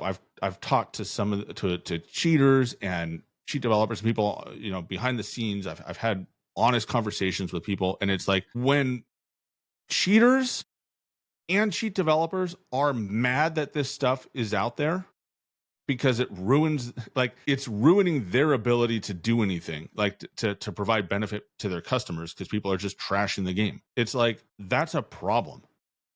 When even the problem has a problem with it, that's how fundamentally failured this system is. Well, and also too, they should be dragged for this anti-cheat or lack thereof, because people told them from day one that shit was not going to work and it was inadequate. They fucking told them from day one, and yet we've had no real wholesale changes. Yeah, we'll get a ban wave once in a while where it's like, hey, 19,000 accounts are bad. Guess what? 25,000 accounts were just created. Here's where we need to have an honest look, and this is where it lands on the community as much as the anti-cheat. I'll tell you it right now. We have been skeptical of Activision for a long time, for good reason. The trust rating of Activision is low. It's very low. Okay? And it has been for a long time. It's around South American tap water trust. Yeah. And it isn't just that they have focused on earning money versus providing, reliable gaming content for us. It is the way their corporate entity has behaved, in individuals in higher up positions have behaved among their staff. And there are lawsuits filed and settled that show that this is true. There is tons of business practices, including laying people off right before Christmas. Yeah, that ain't right, dude. And, just practices that they've done that show that their company it's not a trustworthy company, right? They have not set that bar, which means when they come and they create something like an anti-cheat, the trust was not there in Caldera to justify them having an always-on Valorant style anti-cheat, because it would have had such a negative impact on the player base in terms of how people are perceiving what Activision is doing on their systems when they are not playing the game. However, we have reached a point where computer PC players, yourself and myself included, aren't trustworthy enough to be allowed to play the game online if we don't let it be always on, if we don't allow the invasiveness. And we as a community, and maybe this is a lesson that we are all have learned enough that we're willing to accept, that we have to have an always on first boot anti-cheat. Well, and if you really think about it, I mean, how much trust does it add that now the parent company is Microsoft and they already have fucking literally access to everything anyway? If you really think about it, I mean, Jesus, dude, I can't talk about Boeing airplanes without seeing that shit in my feed on my Facebook page, like, because my phone is listening, That's which is 'cause it's transmitting. Apple. Yeah, well, so my point is these big corporations like Apple and Microsoft, they already have access to all your shit anyway. So what fucking difference does it make? Yeah. At this point, turn that shit on. Let's get this game rolling and, you know, get back to slaying. You know what I want? And this is what I've said before, and I'm going to make this my driving point. I want a gaming OS. I want to log in to this. When I play this game, I want my computer to go through a soft reboot, load up in a mode, in a version of Windows that doesn't allow shit that's not authorized. Like, there should be a list of authorized apps, and the process to authorize your app should be pretty extensive. And that's it. Like, everything else just stops. Every process that's not on the signed process list is stopped. Every piece of hardware that you plug in that's not, that doesn't have, end-to-end authorization stops. They can fucking do it with movies, right? You can't fucking plug a movie in and have it show up on your screen with anything in the way of it. They can do this. They've done it. This stuff's been in Blu-ray players since day one. They gotta lock this down. And it should at this point be on Microsoft. If Microsoft wants to be Xbox everywhere, make Xbox on your PC so we can get rid of the fucking hackers. I think that there will still be cheaters then. There will Maybe always be not cheaters, as much, but it will cut it down, and it needs to raise the cost significantly. Everybody wants to talk about these DMA cheats as being some sort of like, oh my gosh, everyone's going to run it. It's $450 for the card and like $70 a month minimum, and it's easily detectable by an anti-cheat that works. What's a DMA cheat? DMA runs a card where it's called, DMA stands for direct memory access. Basically, you plug a PCI card into your computer and run that shit. And then it's a separate computer from your gaming source. Is that where the cheats are stored? Well, so what'll happen is it basically, you have to have two PCs to do it. You plug the card into one PC, and then you run your capture card. Basically, it's like a capture card, acts like a capture card, but then it overlays cheats on top of it. So the signal goes from your gaming PC to your DMA card to your monitor. And then, it allows you, and then you can buy devices that, for additional hundreds of dollars that basically act like controller emulators that are computer controlled as well. So you can have aimbot and walls that doesn't run on your gaming PC.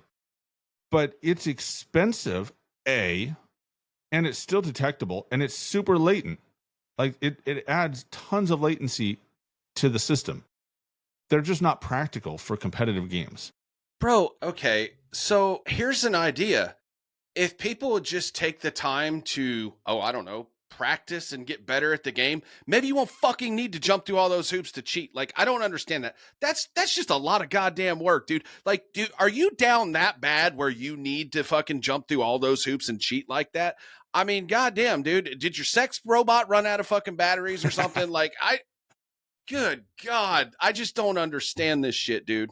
I don't understand the logic behind that. And I do want to say this. I honestly don't run into cheaters that frequently, but I'm not naive enough to say that they don't exist, because I do know they exist. And I also know that there are people that I trust that run into them all the fucking time. Like, there are sources, like people, like, I've mentioned all these guys before on here. I trust them. They know that, you know what I mean? Like, so I know they're there. So I don't think, I know there are going to be some people who never run into cheaters, but it's kind of silly to go into their post and be like, oh, I never run into cheaters in my lobby. Well, yeah, you're not you fucking aren't in those kind of lobbies, and B, you don't play. So of course you don't run into cheaters. Too, they don't know the game enough to tell the difference between a good player and a cheater. Another fair point. They don't know the game enough. So they run into somebody, and I mean, and this is how these hackuzation people make their money. Is people they don't know how the game works. They don't have fundamental knowledge enough to know if they're running into a cheater or not. And then they run into somebody, and look, cheats these days are so good, it's hard to tell the difference, really. You have to know the game and know how it plays to really be able to look at the behaviors and see, this guy has impeccable aim and impeccable awareness of what's in front of him, but he has no idea, like he doesn't look around at all. He just goes right, this is what I ran into. The guy, he would look at a corner, and I would see it in the kill cams. He's looking at a corner, and I can see myself moving around, and then he's just right on me the minute I pop out. Perfect anticipation. Will gun me down. But if I come around behind him, he's like locked in, like waiting for his chance to shoot somebody he sees in front of him, and he's not looking around. And he was terrible. He was a terrible player. And you see that in Warzone sometimes. And, I've talked to other people that do this, that are just bad at the game, and they cheat because they're bad at the game and they don't want to feel bad about themselves, which is an L in a lot of ways. But like, seriously, if you are experienced in it, you don't have to be good at the game, but you have to be well experienced in it to spot the behaviors that are not matching. Right. Well, and just the overall issues with the game, like the nuances with the game and things that are screwed up, like, you know what I mean? So yeah. And, I've had people tell me before, they're like, well, you just don't really know, shit about cheating or whatever. And it's like, no, I just don't really run into them as much. And also, like we were talking about with the Expel last week, I like to also play devil's advocate, and I want to know for sure, because I don't want to just throw that out there, so-and-so's cheating, and I went through a period where I fucking was reporting every low-level account, but I stopped doing that because A, I don't know that's really effective, and B, now with these free weekends and Game Pass, it really just doesn't make sense. I don't know that that's really a good indicator anymore. Now, if you're a low-level account and you have mastery camos and shit like that, yeah, you're probably cheating, my dude. Yeah. Or at very least, unlock tool, and the that's problem cheating is now too. with Prestige.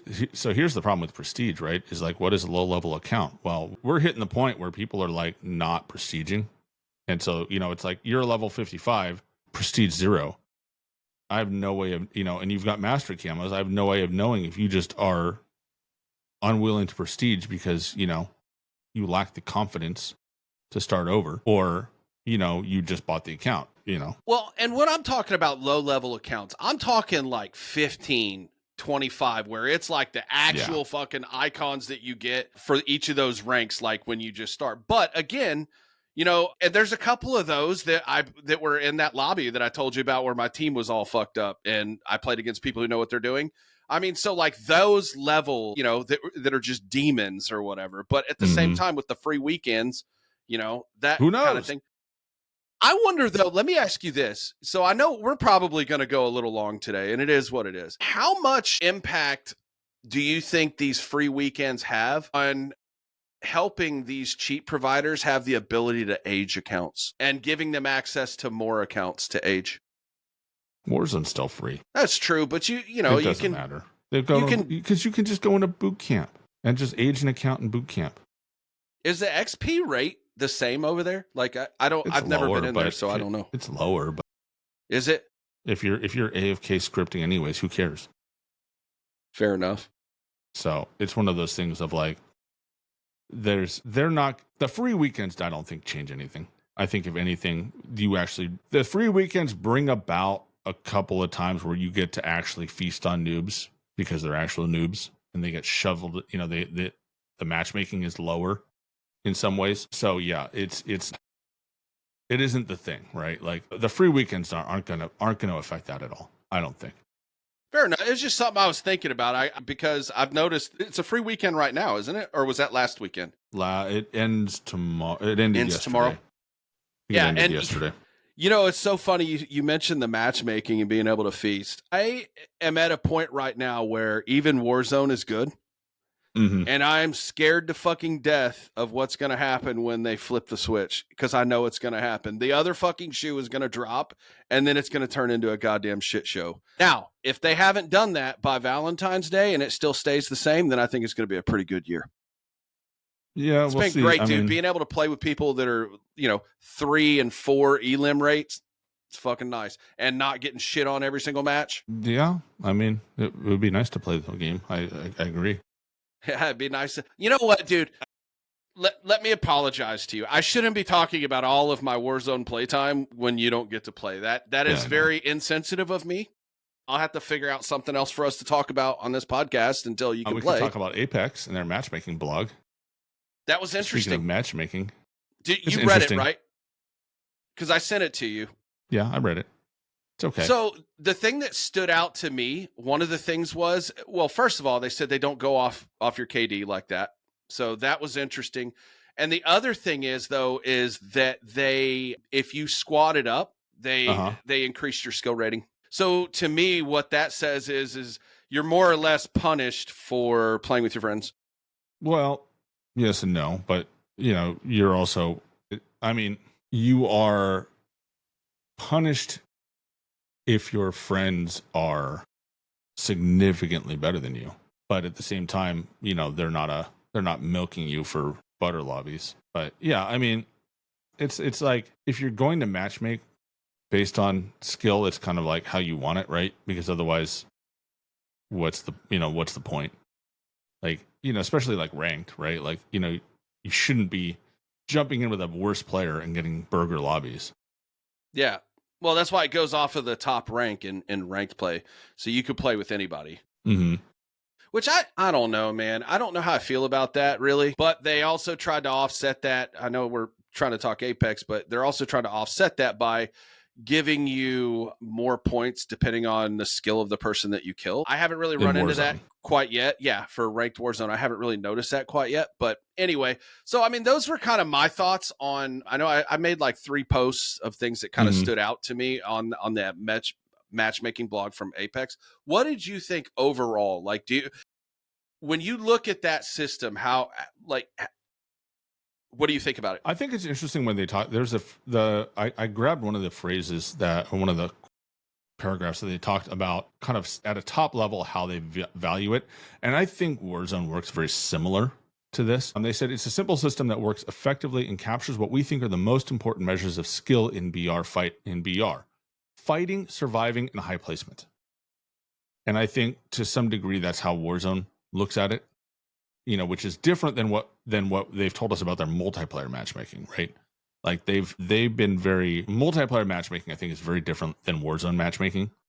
And I know a lot of people. I know a number of people have taken the white paper as gospel and apply it to things like Warzone, and they apply to what the Warzone white paper says, or the multiplayer white paper says about matchmaking, and they try to one-to-one apply that to Warzone, and I don't think that works because the matchmaking is different. And I think this is in a lot of ways what they are going to have to convey to us somehow or another, if and when we get a Warzone white paper from Activision. But the fighting, so they delve into this a little bit in the Apex thing, where it's like it's the damage, it's damage dealt plus kills plus some of these other aspects. And I think it's really important to be aware of that when you're talking about skill, right? Because it's absolutely important. It is important to measure skill, not based on KD, I think, because if you're an aggressive player, right, and you die a lot, for example, but you are being aggressive, you deal a lot of damage in relation to how many kills you get, then if you're somebody who sits in a corner and maybe kills one person a game, but survives a long time, right? Like you can have a higher KD because you play very passively and you don't run into gunfights very often, versus someone who is super aggressive, gets into a lot of gunfights and dies. Like they can end up with a lower KD than their skill actually warrants. And I think that's one of the things that's really interesting about that they kind of talk about in the Apex thing is that they are focused on that sort of thing. They're not focused on necessarily, they explicitly say they basically don't care about your KD. Your KD doesn't matter to their matchmaking. Delta Force said the same thing. Yeah, it's all these other metrics, right? How often and so I think, if you look at some of the metrics that we know they're capable of following, it's like, how are they moving? How often do you move across the map? How often do you get into gunfights? How often do you chase bounties? How often do you do these things that they use to measure your skill and kind of put you into a matchmaking bracket? Well, they track that. Just look at the leaderboards. You can see objectives, teammates bought back, how many times you're winning the gulag. They legitimately track everything. And so I think Apex is doing something similar. So I think their I think the matchmaking is probably similar to what Warzone does, like it or not, good or bad. And I think with Omni movement specifically, I think, and this might be why you are not being punished as much, is I think a lot more people are playing more aggressively. They're using this movement, which throws off their matchmaking, like widens the matchmaking, like the higher skill matchmaking brackets, because it's more accessible, right? And you kind of by default, right? Like, and this is another gripe of mine. You can't prone anymore. You have to dive. Like, if you are moving at all and you go to prone, you go diving across the room, versus, previous war zones where it's like, if you die, if you are moving at all, you just go prone, right? And so more passive players will go prone more often in past, but now those players will use movement to go prone, which I think affects how the matchmaking reads. So yeah, the Apex blog was interesting. I don't think it shed anything groundbreaking to me. They had another interesting quote which mirrors what Call of Duty has said. Take it as a data point or not. But they said this becomes more challenging when a high skill player starts their ranked. So they're talking about how to deal with people who who play ranked either on alternate accounts or that they don't start on day one, right? Like they pick it up later.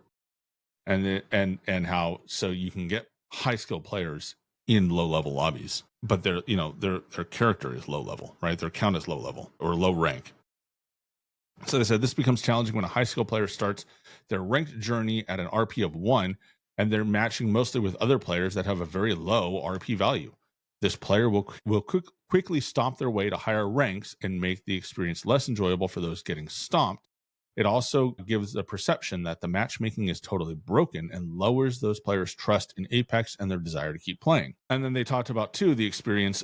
So they talked about a fix of, like, you would have a couple of, like, play-in games, right? Like the first couple of games you play, your skill gets rated, and then you get thrown to whatever rank, defaulted to a different rank. Which sucks if you have a good day and you start off really good. Then you're, like, put into those fucking lobbies with those slayers like that, bro. And it was, and they also pointed out that then you have inconsistencies in how different ranks feel, right? So if you are if you're a bronze 1 and you show off and and you get pegged as being a good player, and so you get put into good player bronze lobbies, then bronze doesn't feel like bronze. Bronze feels like, I don't know what their fucking ranks are.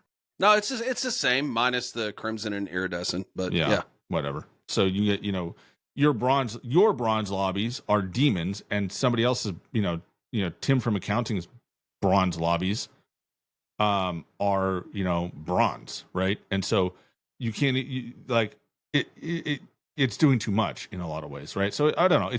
It's an interesting take on it, and they do look at a lot of different, it shows that the devs, they have a lot of factors to take into consideration, which I don't envy them that job. Like, how to balance it? And I think at the end of the day, the only way to balance it, and the numbers and the data we have available to us really shows this, to be honest. Open source data that you used for your video, and data that's been available through the API in years past does not disagree that I've found. Well, and it correlates, like I said last week, with that ranked distribution chart that they gave with the graphs, and it showed the percentage of players for like each ranked. I mean, that it basically could be an exact overlay of that. Yeah, and I think when you look at all of that information. I mean, realistically, you can only manipulate success so much. And I think at the end of the day, here's the problem, right? Is like you can't be you can't tinker it to perfection.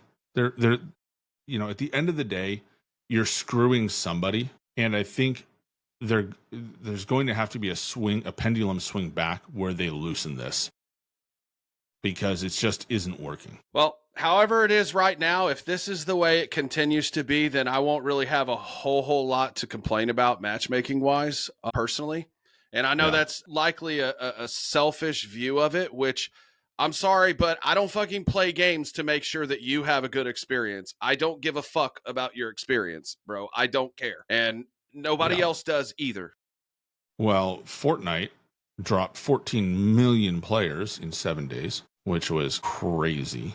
I think that's just probably a wave. Like, you know what I mean? Like, people came back for the hype of it, and then they're like, all right, cool, we did it. Well, yeah. We're out. Like, there's probably no, like, real reason other than people just wanted to try it. A lot of creators that don't even play Fortnite did it. Yeah, people came back for OG when that dropped.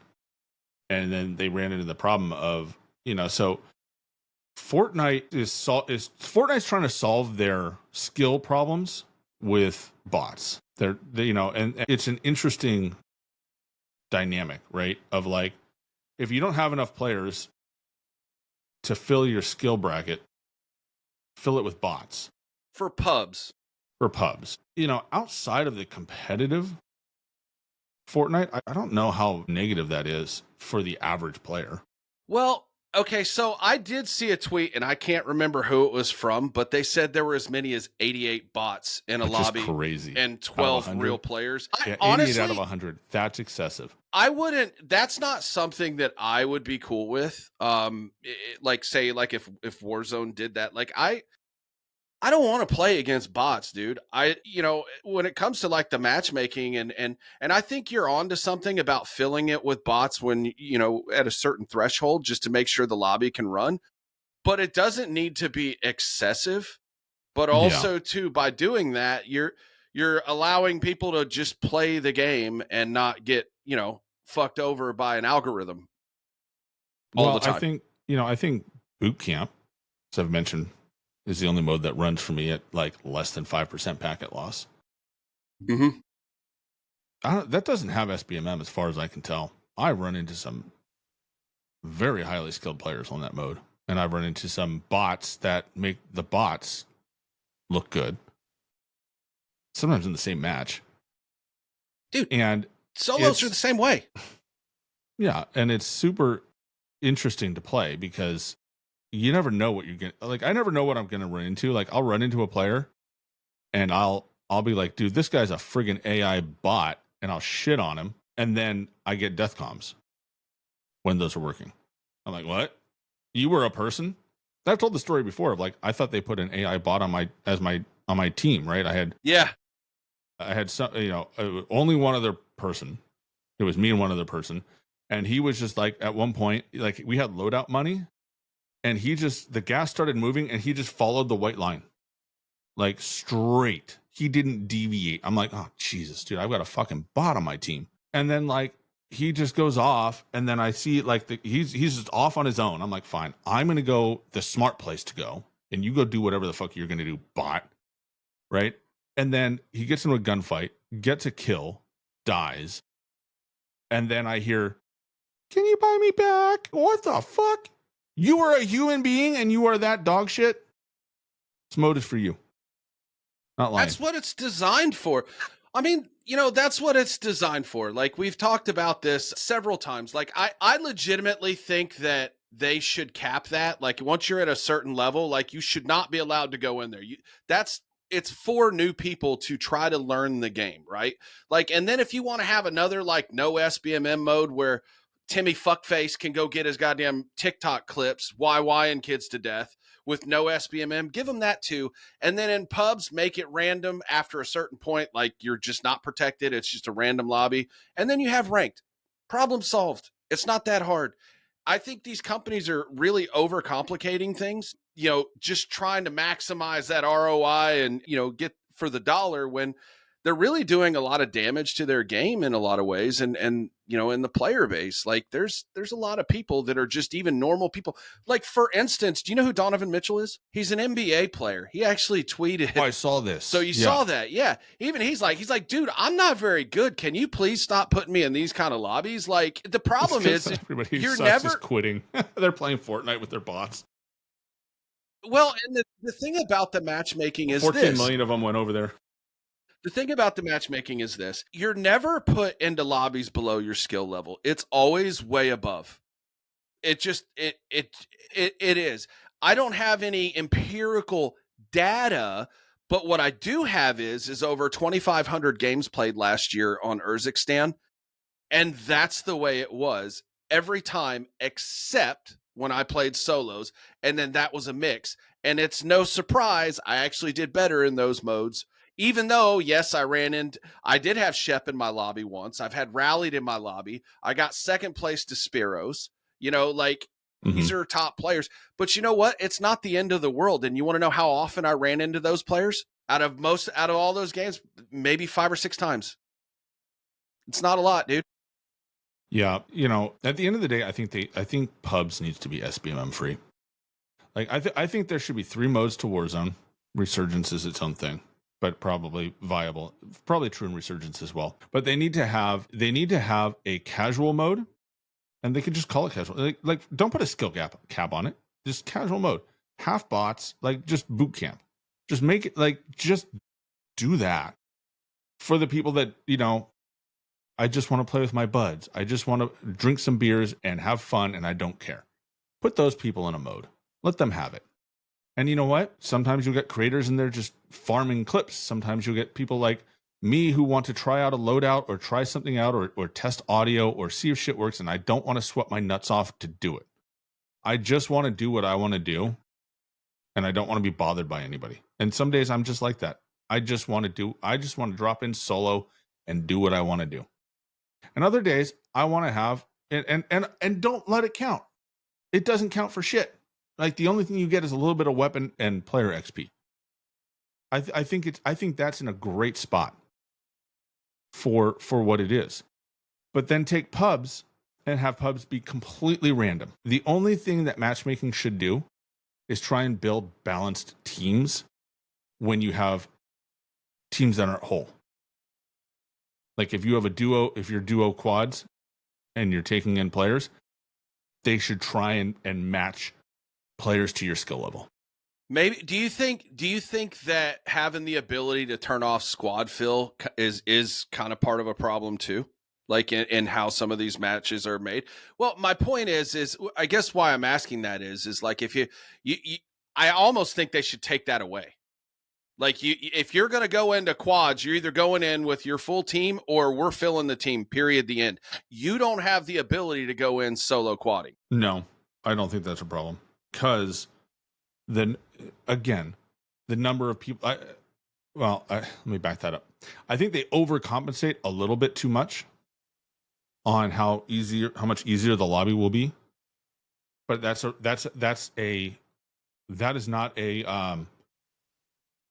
is not an issue of the solo quads. That's an issue of the matchmaking again, right? Because it's well established that if you go in with fewer players in your squad with squad fill turned on, and they fit you into a lobby, like if they don't fill your squad before they fit you into a lobby, then your lobby is going to be below your standard skill level. That's how they balance it. And that's a design choice, and it's well established that that's what they do, and I believe they've said that before, but I don't quote me on that. But you know, I've experienced that, right? Where it's like, I'll go in duos into trios or quads, and I don't get a fill, but I'm able to hang because the lobby is not as sweaty as it normally is. So where it's a problem is that the with the matchmaking that we have, right? That's a way for good players to get into easier lobbies, and you can mix that with VPNing or 2-boxing to make it even, more excessive, right? Like, that's a 2-boxing method, or used to be, where you would jump in to a low level account, so you're already in a lower lobby, but then you're not filling the squad, So you get even lower skill lobby, right? And then you can solo quad, the paint lickers. Is two boxing dead? Are people still able to do that?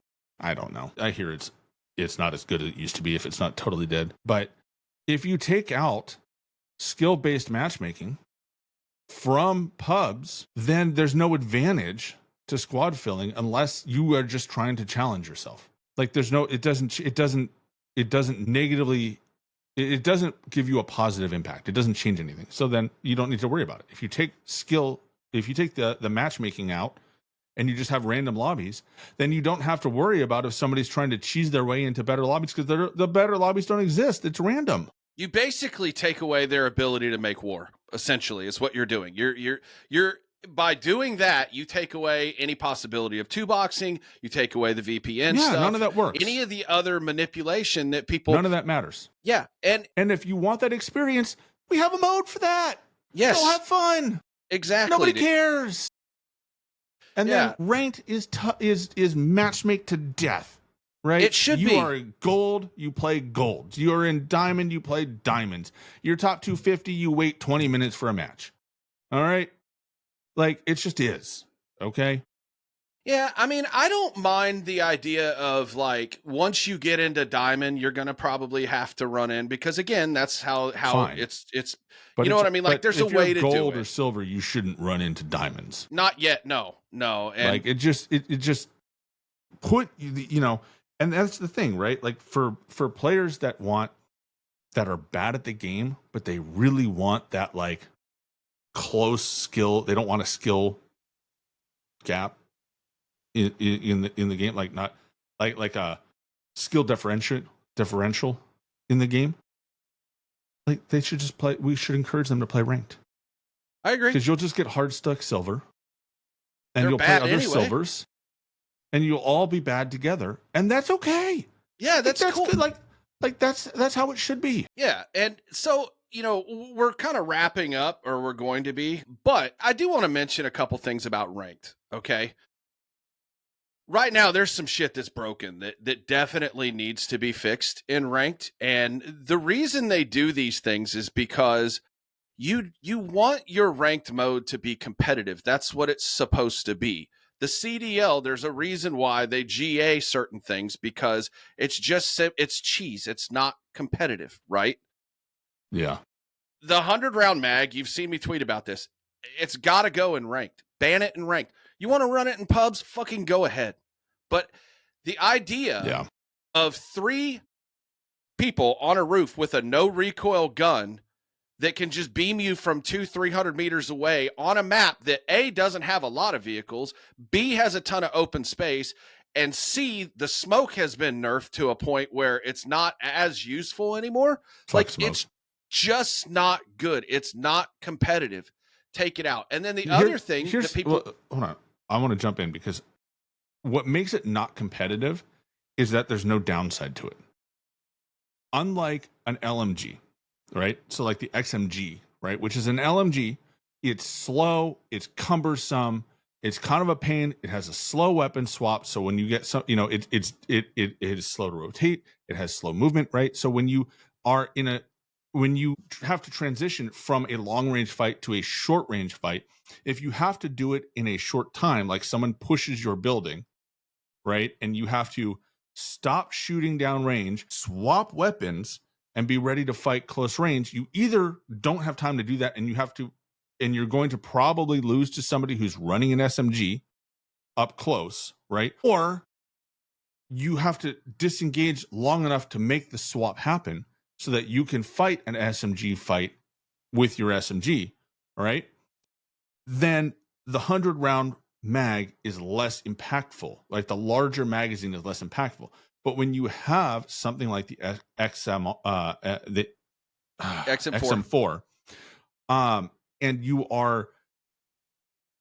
you have this large magazine, you have the benefits, you have the best of both worlds without the major cons, right? You can still no penalties deal with somebody up close. You can still deal with with the transition quickly, right? It doesn't drag the game, so that's where the negative aspect comes in a competitive game.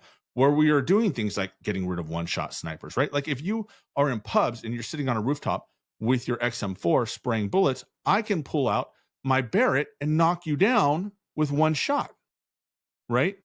Or my, whatever, pick your sniper rifle, right? I can fight you. But you've taken away the one-shot fights, right? The one-shot snipers, the counter to that, but you haven't taken away the XM4. That's the problem. At the end of the day, it isn't that, it is a 100-round mag, because you can take an LMG with a 100-round, with a 200-round mag, right? Those weapons are slower. But you are committed to that playstyle, and you don't have time to react. And that's not true with the XM4. That's where the problem is, in my opinion. All right. And granted, I'm not able to play the game right now, but we've had this before. We've had these guns before in previous iterations of the game that I have played. And I do know that that there's a difference, and there should be a difference between an LMG and an AR, right? It's like the RPK meta. When the RPK meta was around, it's because the RPK handled like an AR, but it killed like an LMG. And that was the problem with it, is that you were mobile and you could be aggressive with it, and it was difficult to, it didn't have the kind of downsides that something that could lay down the firepower should have. And that's why it was so overpowered in that time. And I think if that was alive when ranked dropped, ranked would have been miserable at the time. And so ranked should be about a balance where there's clear trade-offs and clear disadvantages to every weapon you have. And there are clear advantages to every weapon you have. And I think the problem is when you don't have that, it's out of balance. Well, and couple that with the battle ready wildcard abuse. You know what they're doing with that? Yeah, so you get your loadout and you get a utility box, and guess what you get? A fucking UAV. So if everybody does that and they just focus on loadouts, it's a constant advanced UAV. Yeah. Even the pros are calling for that shit to to be banned from ranked play. It doesn't. Well, I think ranked play should be more controlled. Now, I think ranked in multiplayer is excessive. Like they just take it to such an excessive level that it's unfun. Yeah, like to me, it's unfun. I agree with that. I won't play the mode. I played it once when it dropped in MW2. Played it for like a month and went, "Fuck this! I hate this mode. I'm not playing it ever again," and I haven't. But in BR, I think it needs to be a little bit more contained than pubs. Let pubs have everything. Pubs can be wild. Pubs should be the Wild West, and there should be all this stuff on the table and have fun. But rank needs to be a little more controlled, where the things that you run have trade-offs. And I think in some ways I would almost say that there should be a little bit more of a balancing pass that's ranked versus unranked. Right? Give LMGs a little bit more weight to them. Give, AR smaller mags and, maybe, trim damage. Just make it a little bit more fine-tuned where things don't take over. Well, I think that would put it in a better spot. That XM4, I mean, even with like a 60-round mag, you fucking just delete people. Yeah. It's that fast, man. Like you blink and you're fucking dead. You're already loading into your gulag fight, with that gun. It's the way it feels. So, between that plus the battle ready thing, and it's like, it's just basically, I agree. Like, I don't care what you do in pubs. Fine, whatever. You want to fucking use cheese? I'm at a point now in my life where I don't care. But like, if you're going to have pubs, right? Competitive mode, you have to take away things that are not competitive and they fuck with the integrity and flow of the matches and the cheese. Well, which is why they don't allow fire shotguns. They don't allow one-shot snipers, And you're right, Warzone does that better than the CDL does.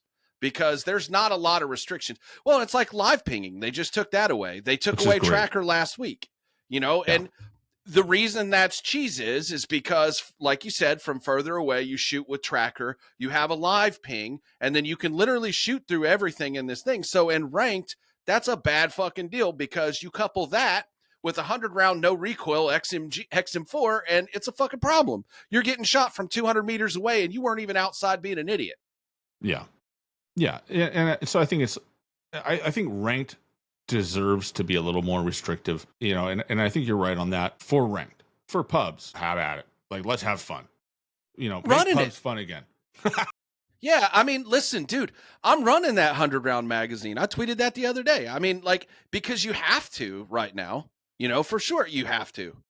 And we're mostly playing pubs. I played a little bit of ranked last night, got into gold 2. But yeah, so that's just kind of my thoughts on that. I'm not saying to like ban it from the game altogether. Just take it out of ranked.